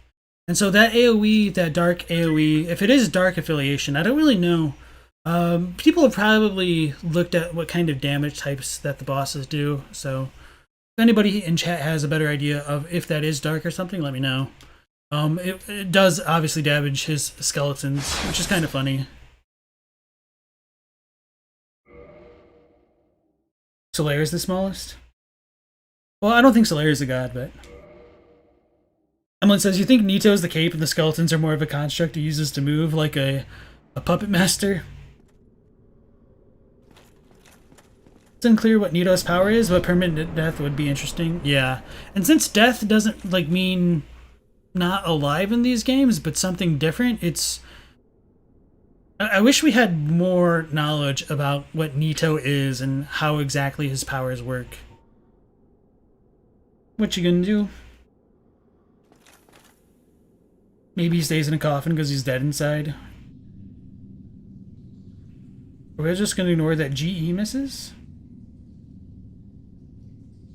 I think that before Nito got a soul, he was a fascist dictator of Italy? I disagree. And also, I would appreciate if you guys laid off those kind of subjects, because it's just nothing good ever really comes out of it. And I don't want to condone that kind of chat behavior. Oh, we gotta run.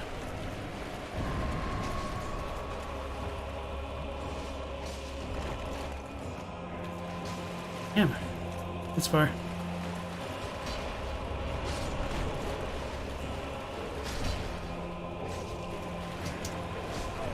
Run!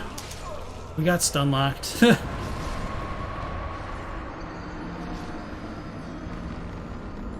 So for me, Nito is a very feast or famine fight. It either goes well or it just goes horribly wrong like that.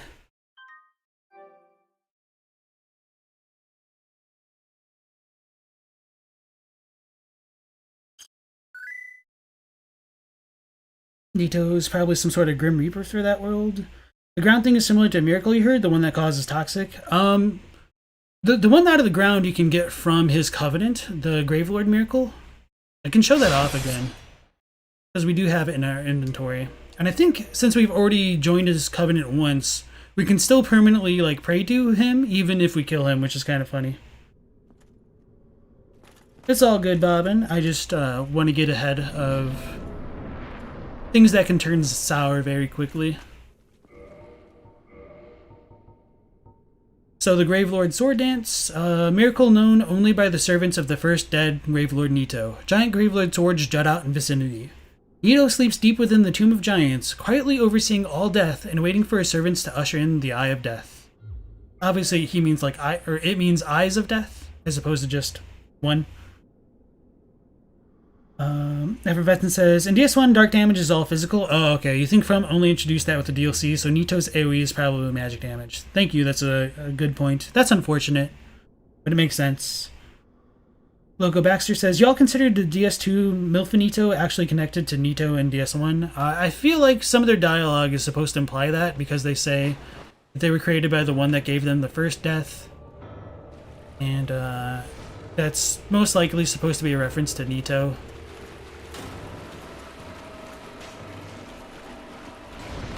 Didn't roll.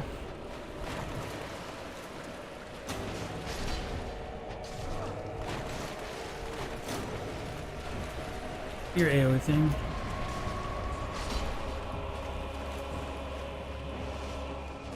And I don't think a blast weapon helps out a ton. Oh, so that was... okay. I don't remember that attack. This one's probably gonna hurt. Oh no, that's the grab? Okay.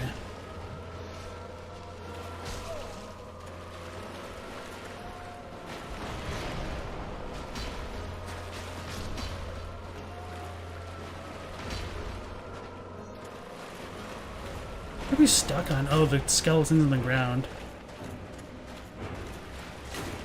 I think he had like a weird looking foot looking thing. It was a tendril.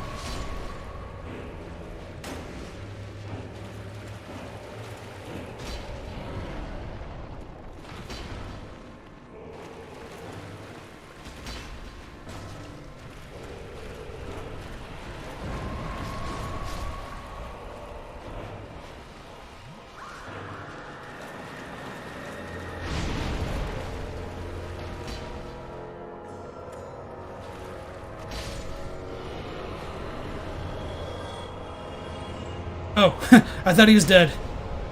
He is dead. Okay. Damn it, I screwed that up.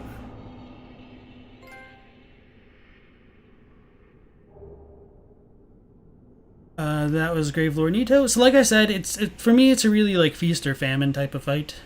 It goes well or it doesn't. Lord Soul and Humanity.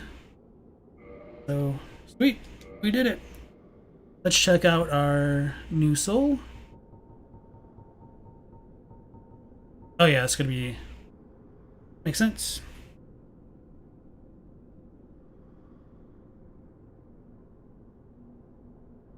Walster says, you don't know if anyone else noticed, or maybe you're dumb, but Nito kind of limps around a bit. Yeah, so that's one of the things that I noticed. It kind of reminded me of like a spider leg almost.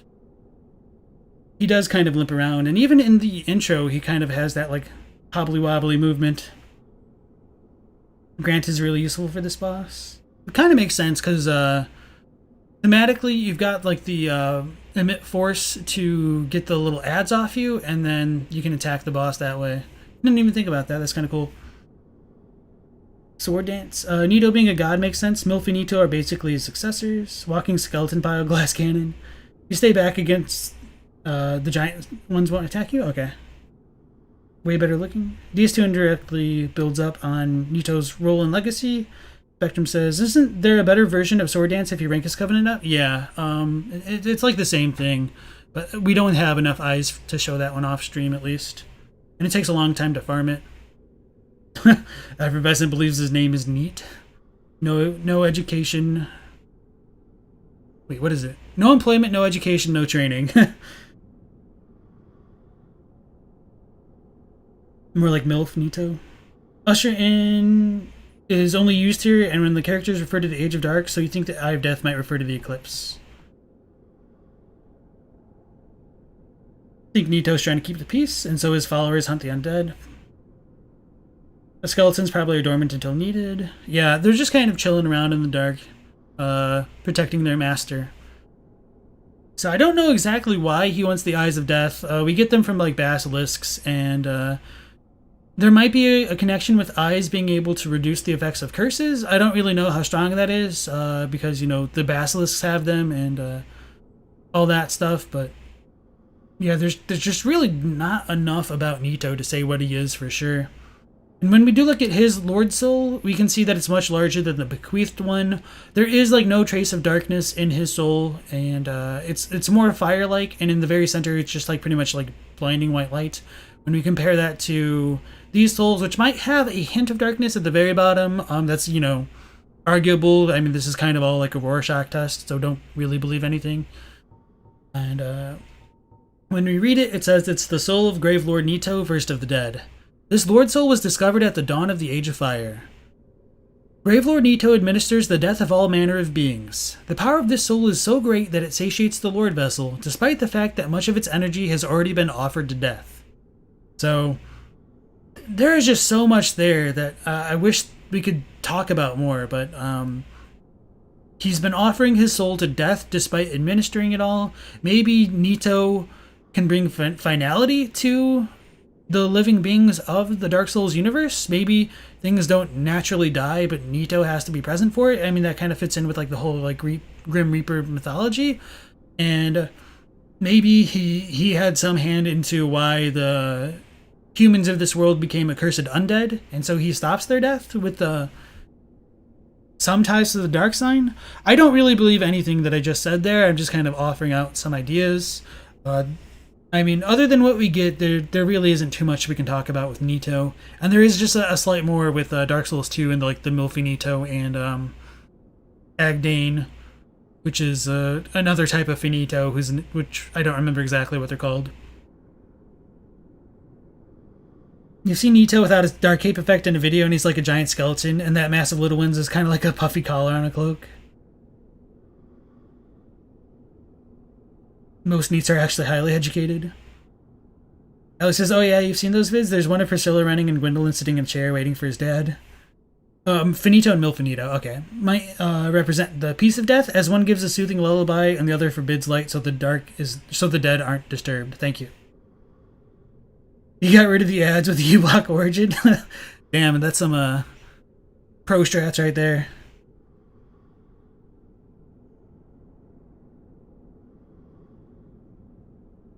Katie said, you had an idea that Nito might be the Lord of Death, but also peace and order, since the witch whose aspect was life and chaos. I disagree with the idea that they have specific, like, souls of life and death, but I realize that's not exactly what you said. I just want to bring that up. And of course we do get some humanity from the boss as well, which is kind of par for the course.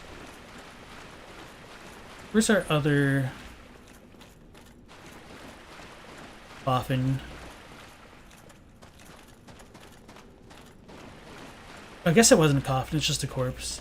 So this is most likely the corpse of Paladin Leroy, because he was not here before we came down this path as the Gravelord Covenant. And we do loot the set from that Paladin Leroy was wearing from this corpse.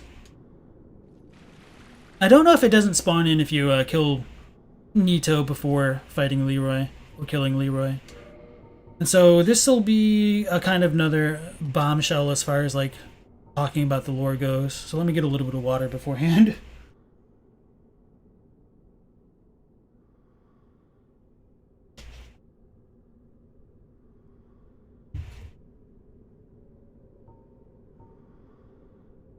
Helm of Leroy, Paladin of the Catacombs. Long ago, the Way of White produced its first undead, a paladin in golden armor. With the legendary treasures Grant and Sanctus, Leroy set out for Lordran, land of the gods, in the first undead mission of the Way of White. So, going back to the topic of people like misinterpreting things in English, a lot of people take what this first sentence says with the Way of White producing its first undead to mean that the Way of White is creating undead, which isn't necessarily in the Japanese. And it isn't even necessarily in English, but it does... The wording, the way that it is, can imply that.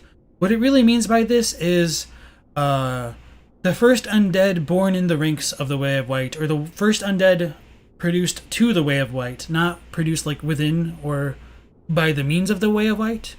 So that's kind of a really big hang-up that a lot of people have had in interpreting some things.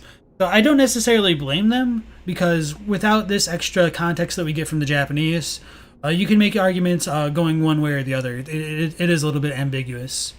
Part of the reason I'm stressing this is the term that's used in Japanese, while it does mean produced, the bigger factor to me is that it's intransitive, meaning it doesn't have an agent, so it's just something which happens. It's not something that the Way of White actually produced themselves. It's something that was produced to them. So, wanted to mention that because it's come up a few times. Because many people do believe that the Way of White produces the undead just because of this one description and this essentially like this one phrase. So it's a little bit unfortunate how it can send people down rabbit holes that don't fully check out. So, I suppose this doesn't mean that it's impossible for the Way of White to have produced undead, but as far as the Japanese is concerned, it is most certainly not explicit. And it would take a lot more justification to believe, I think. Elda says, Katie silences and reposes. Silence and repose seems to be things he fancies, and he doesn't seem to be in accordance with Gwyn's will, at least back in the dawn of the Age of Fire. Alright guys, it's been about 3.5 hours, and now that we've read this, the dog's being a little bit antsy, so I'm going to take a quick be right back to let her out and to get some water. So, see you in a bit. I like the difficulty that they present. Oh, I might die from falling, won't I? Maybe. We'll see. Oh, this fall doesn't look as bad as I kind of remembered. Oh.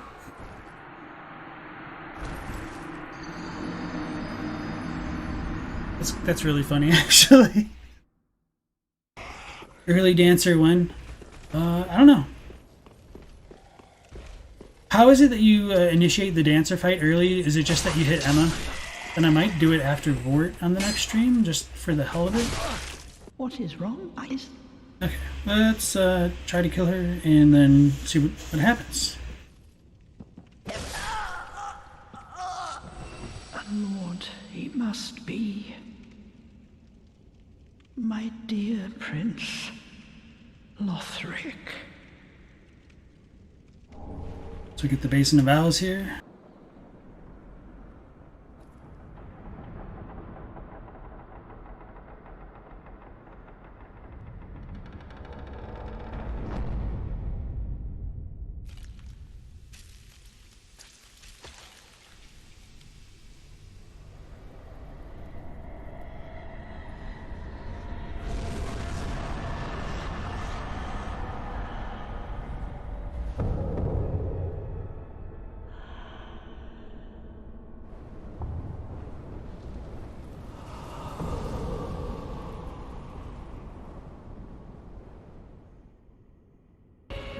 Does she have a grab? I don't remember. Oh, sweet. Oh, that was super cool, actually.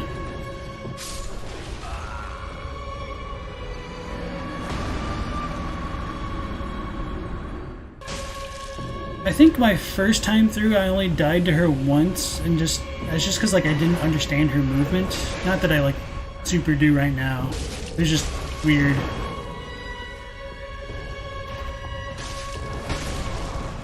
Okay, that's what I get. All right, so yeah, because honestly, I thought she was a pushover up until I started this stream. Ooh. I jumped instead of rolling. Okay, that's not too bad. Oh, okay, the follow-up on that. Okay, yeah, that wasn't too bad. Yeah, I'm definitely starting to get the hang of this a bit better.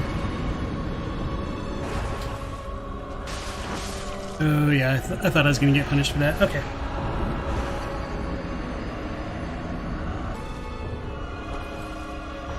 Oh, yeah. Should have just...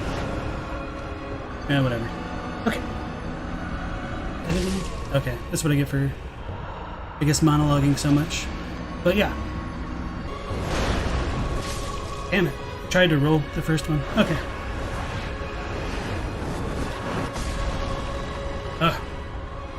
Guess I should have rolled once more. Oh, I thought I was dead. Oh, now I am. Okay. Oh, I'll be sipping.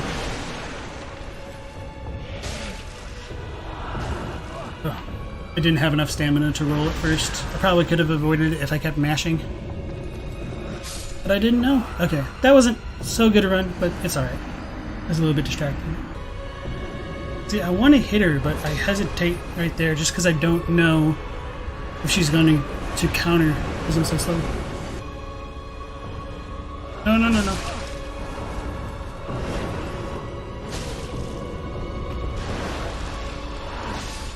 Yeah, boy! We done diddly did it!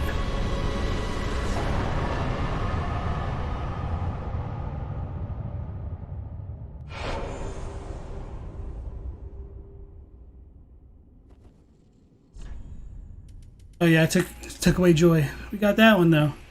We finally did it. I don't remember if the drop here one-shots. I don't think it does. So let's make some content. Oh yeah, that's gonna kill me. Why didn't I just look down? Why didn't I just look down? Alright, now I'm back. Apologize for the delay, hope everybody's doing well.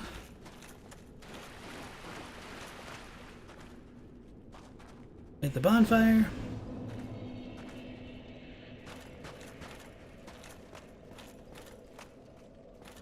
Okay, so this is rest at bonfire. Maybe we need to like load out to load back in. So it's pretty... Oh, maybe I need to actually push my covenant? Oh, so maybe after you kill Nito, you can't join it again. Interesting.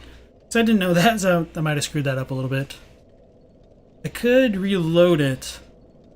Go back to the bonfire and switch it out, maybe? But we don't have the eyes anyway, so it's not really worth it. Okay, never mind. Probably heard the dog snorting at me.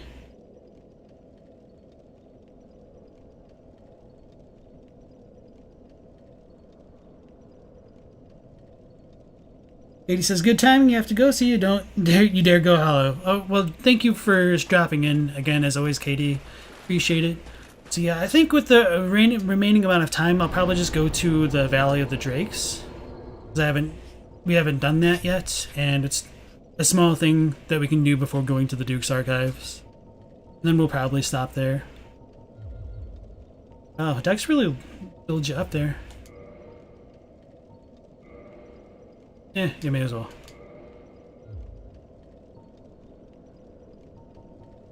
So where should we warp to next? Well, let's go to Firelink for now, and then I'll talk to Domhnall and maybe pick up some items? Joseph asks, what kind of dog do I have, LP? She's a pit bull. A spoiled pit bull cuddle bug.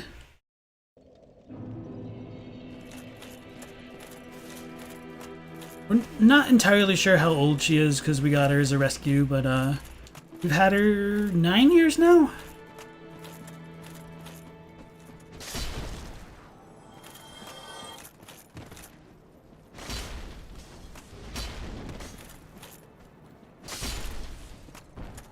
She is a quintessential good girl, although she's stubborn and only wants to listen when she wants to listen. She can be kind of annoying sometimes.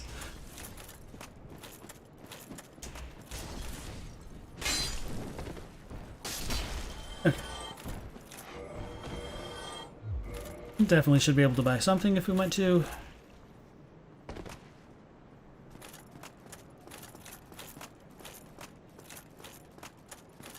Aye, Shemai. I didn't expect to meet anybody here.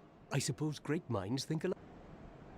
Aishama indeed. Oh, so he doesn't sell fire pine resin. Huh.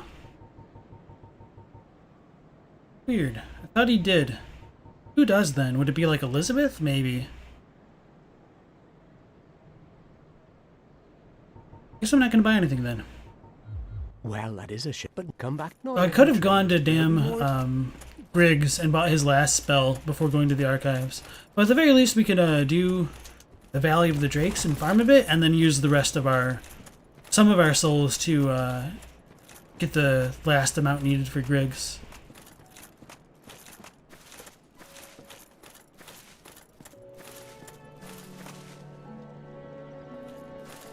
So, trying to think about which way I want to go into the Valley of the Drakes. Let's go to Parish? I guess there is no closer one to it then, huh?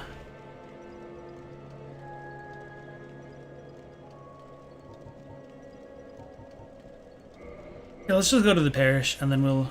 Or I guess, no, Blighttown is still definitely not close.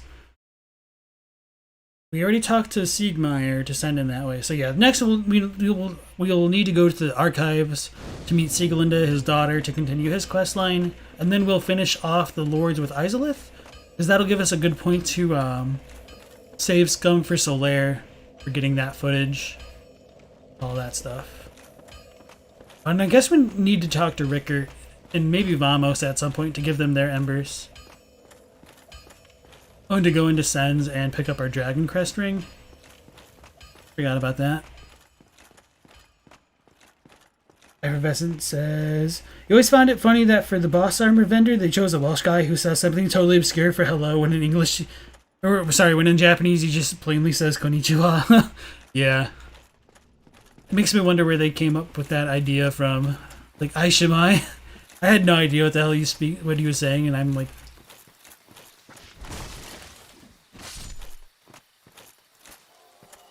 I speak English.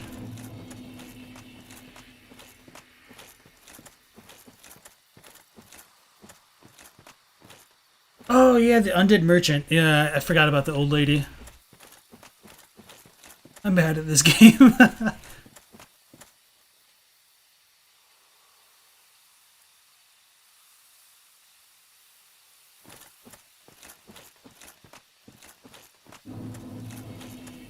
You think the undead merchant, oh yeah, has some resin, and if you really need to, you can go to the hunter's dream and pick it up with some fire paper instead.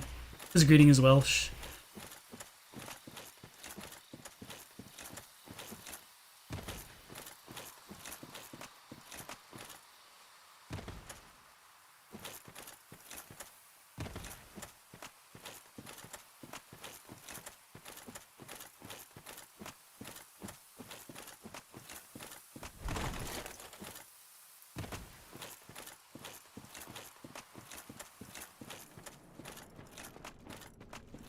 So we got our bonfire to sleep at, to rest at. As we come out to the Valley of the Drakes, we'll find a bunch of drakes. I guess I could have swapped my shield back in.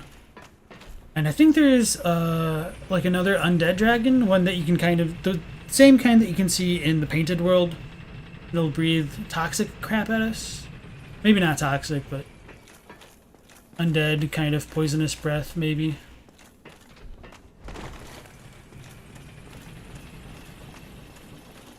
And then we should also be able to climb up the ladder towards New Londo.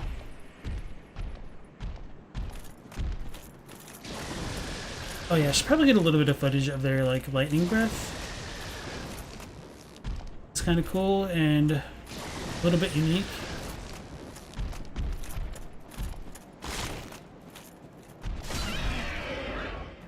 Oh, that staggers them.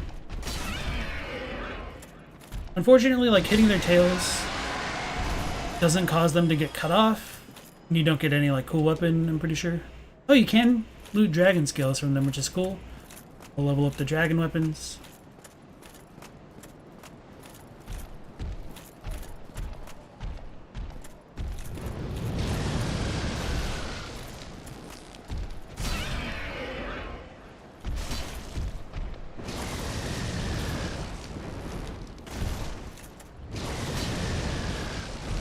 Fine.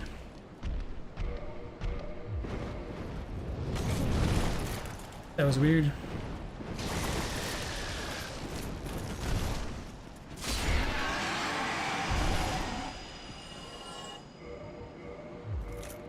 May as well level up. We should have the Estus for it. Alexander, are you Welsh by any chance? Just curious. Effervescent says, Welsh is crazy. They have names for places that are literally like 30 characters long, all one word. He's basically saying, hi, how's it going? You get the Brigand set, the Spider Shield, which is another starting class. It's been a while since we've picked up stuff like that.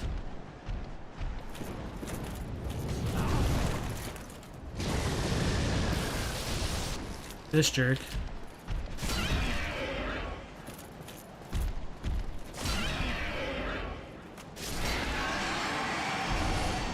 And at the very least, like the Drake heads are what we can see in Anor Londo in that one room with a bunch of like dragon heads.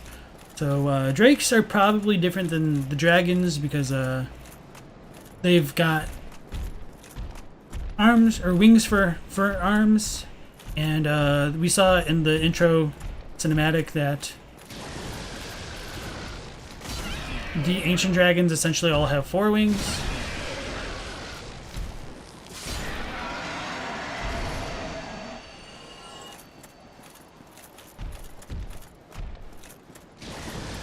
As to why they breathe lightning, at one point in development they were supposed to be in Anor Londo, so that might be why, but other than that, who knows. I was a little bit mind blown to have the one ghost in Anor Londo have the lightning spitting baby.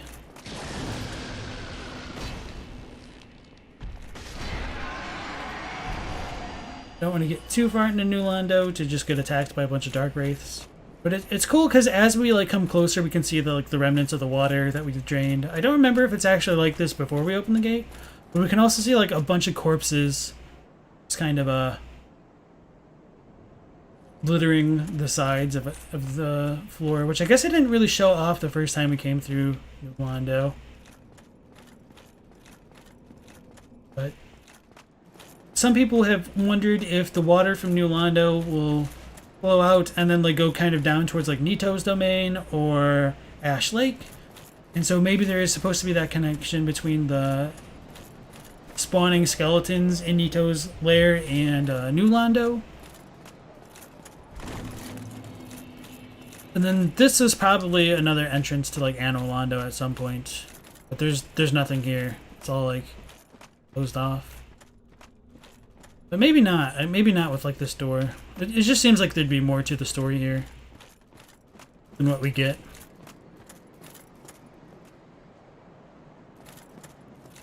The New Londo is like built within a cavern or something like that. And that's probably why it's all dark. Really cool. It's supposed to be? No, that's just the wall. Okay. Alexander says, no, you're Norwegian. You know some Welsh people though? Okay. Well, thank you for the insight. Making them wyverns. You farm these drakes for the Covenant of Dragons, it was hell. There are two ghosts with lightning babies. And wyverns in Dark Souls are structured like bats, whereas drakes are structured like chickens? Okay. Put another one over here. Oh, that's the good one to punish.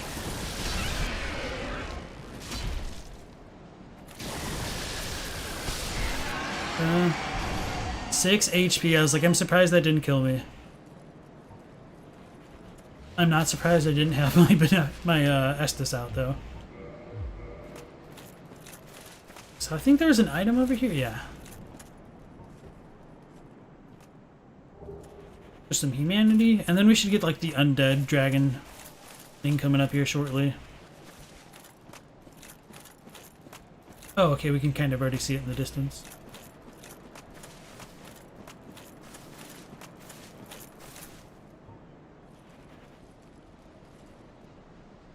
Guess we can't like get it focused, but that's the undead dragon.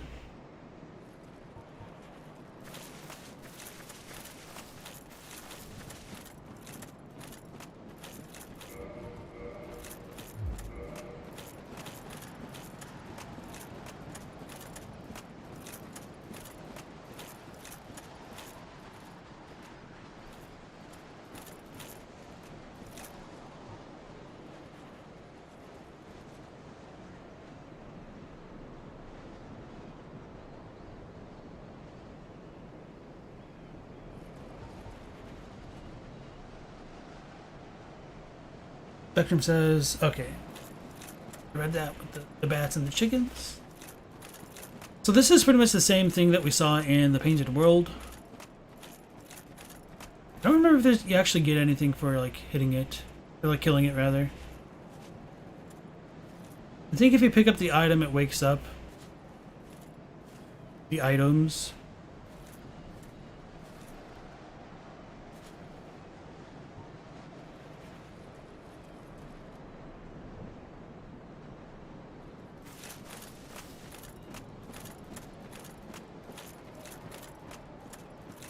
Wait, what? I never noticed this.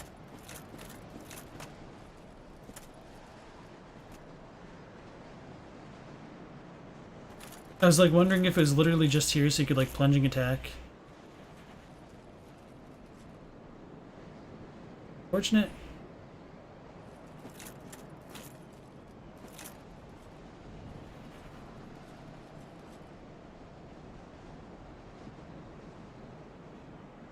Well, let's try it. Nope.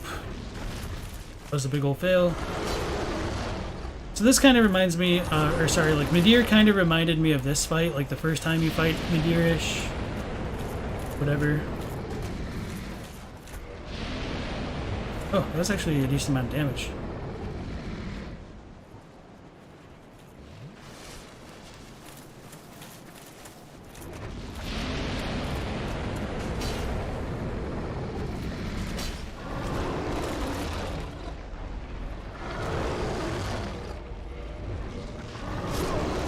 I couldn't dodge. I was just stun locked.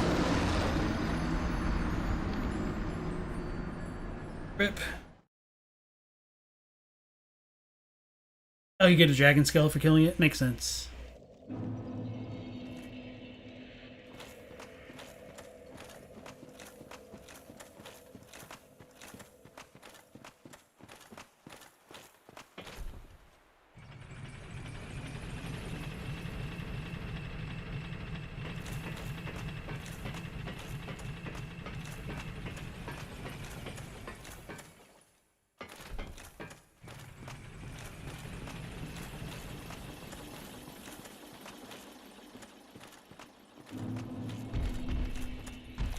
I wonder what, like, when the quote-unquote intended time to do the Valley of the Drakes is then.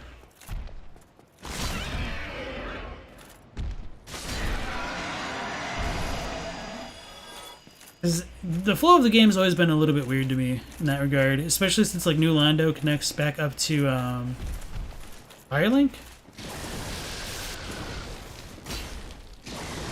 Wait, oh my god, why did we roll forward? That wasn't me. I mean, it was, but that wasn't the input that I made, is my point. You always just cheese it with a bow? Yeah, I was thinking about doing that. I thought I would have been OP enough to not do it. We just like lost our 20-some thousand souls. It's kind of annoying.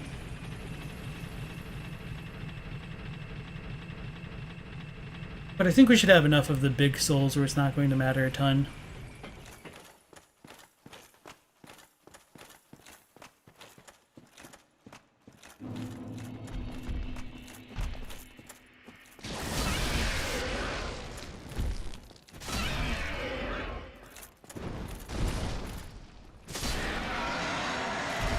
We're just annoyed that it happened like that.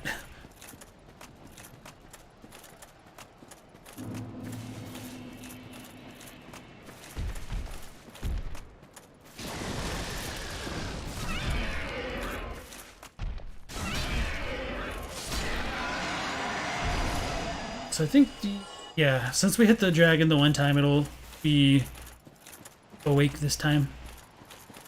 Go for the claws if you want to kill it, and hit and run strats way easier that way. Yeah, you're not wrong. I just was not expecting to get stuck. Alexander says, Midir is an everlasting dragon. Technically, he's a descendant. So is Sin and a handful of others. If you're not mistaken, Midir and Sin are for sure, though. No, Midir is described as a descendant.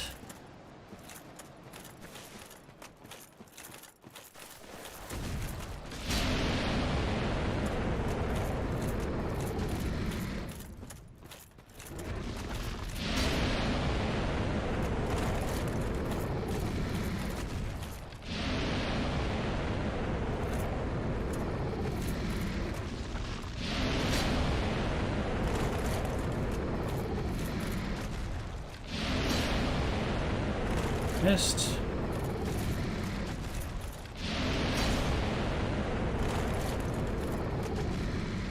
Thrilling gameplay well deserved.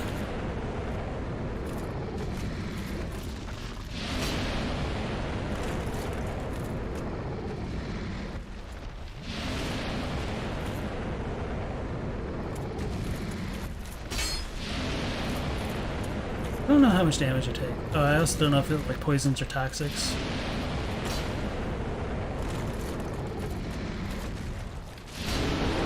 Oh.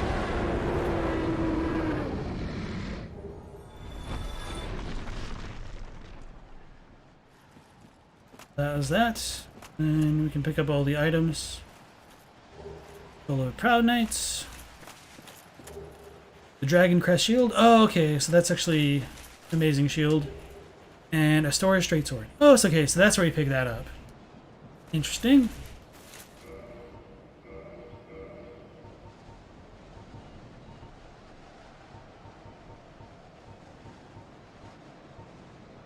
So, Shield of a Nameless Knight, likely a high-ranked knight of Astora. One of the enchanted blue shields, the Dragon Crest Shield greatly reduces fire damage. And so when we compare it to just the Crest Shield, which is good against magic, it blocks 85% of fire. So it's really good for like Lost Izalith. And this was better for like the Duke's Archives. And what else did we just pick up? The Straight Sword.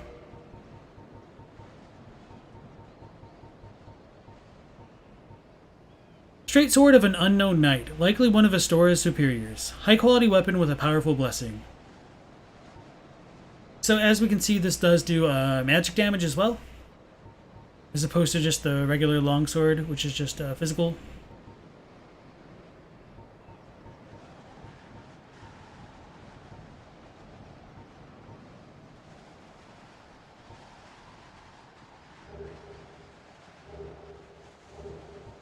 Do you see the scaling? Oh, I'm just blind.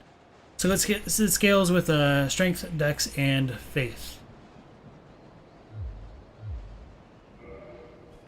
That also Calamite? Calamite is said by Go to be an everlasting dragon. Yes. So, one of the interesting things about Calamite is, I think it's the Calamity Ring, which really describes him as being an everlasting dragon. Because the way that it's written in Go's dialogue for Japanese is he could be saying that he's a descendant of the dragons. But I guess in that context that Go says it's supposed to be like the last of the dragons. So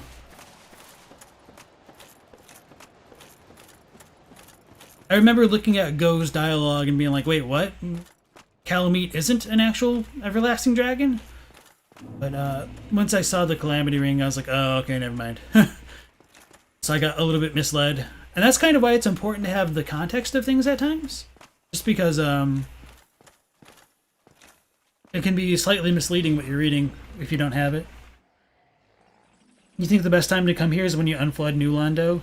Yeah, it just seems weird because I feel like New Londo is way harder than the Valley of the Drakes. But I guess the Valley of the Drakes is OP too. And it only ever leads into Blighttown, which should have already been through, and like the Darkroot Basin. Which would be good if it like led into the DLC a bit better, but it's not like that goes into the Duke Archives either, so it's just a bit odd to me. So let's go talk to our boy Griggs, and let's get him got.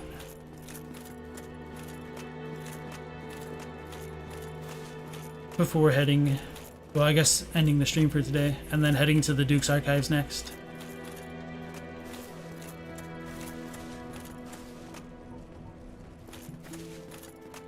Probably don't have a ton of souls. 6,000. Okay.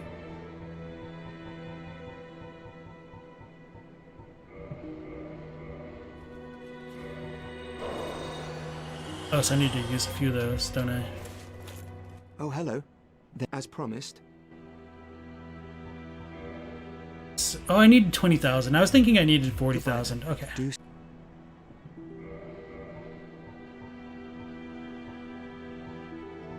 So this should be enough. Elder says, the Everlasting Dragons might just be any dragon with scales of immortality, Archdragons being at the top of their hierarchy. You might be right. I feel like the Everlasting Dragons should have already been like all the same just because of the idea that they weren't affected by disparity. Oh, hello. But that, of course, could have changed once the fire came in the world. Homing Soul Mass. So this is an extremely important spell. I think we already talked about it, but life originates in the soul. No wonder the Soul Mass draws towards it. This sorcery is a window into Secret Logan's methods. Goodbye then. Oh, I totally forgot to buy it. I'm Uber. Oh, hello. You made it. Then let us begin. As promised. And I don't think I need to buy his rings. If so, that'd be annoying, because then I would need 40,000. It's not that I'm concerned for Master Logan's welfare. Even in this treacherous land, Logan's skills are unmatched. He is a true hero. No, the reason I seek Logan is, well, it's really my own conceit now, isn't it? It's not that I'm concerned, well... I thought he talked about how Logan didn't believe in God, so I wonder if that line is cut, or if I just didn't trigger it properly. All right. That'll do it. That should help you on your journey. May we meet again. Oh, hello. You made it. Then as promised. Goodbye then. Maybe I'll just leave him for there for now, and maybe save scum as we turn off the stream, and maybe I'll just use the extra souls that we have to get those last 2 rings next time and see how that goes. Elda said, because the 3 reveals that the Archdragons have children that were immortal but not counted as Archdragons. Maybe. Alright everybody, so that'll conclude today's stream. It's been about 4 hours, which is typically what we're aiming for now. But thank you all for joining in, and hopefully you'll join us tomorrow. We do go live 1 p.m. Eastern Standard Time, as usual. And if you're not in the Discord, feel free to join. We'd enjoy having you in the lore discussions. So until next time, stay safe, and see you again.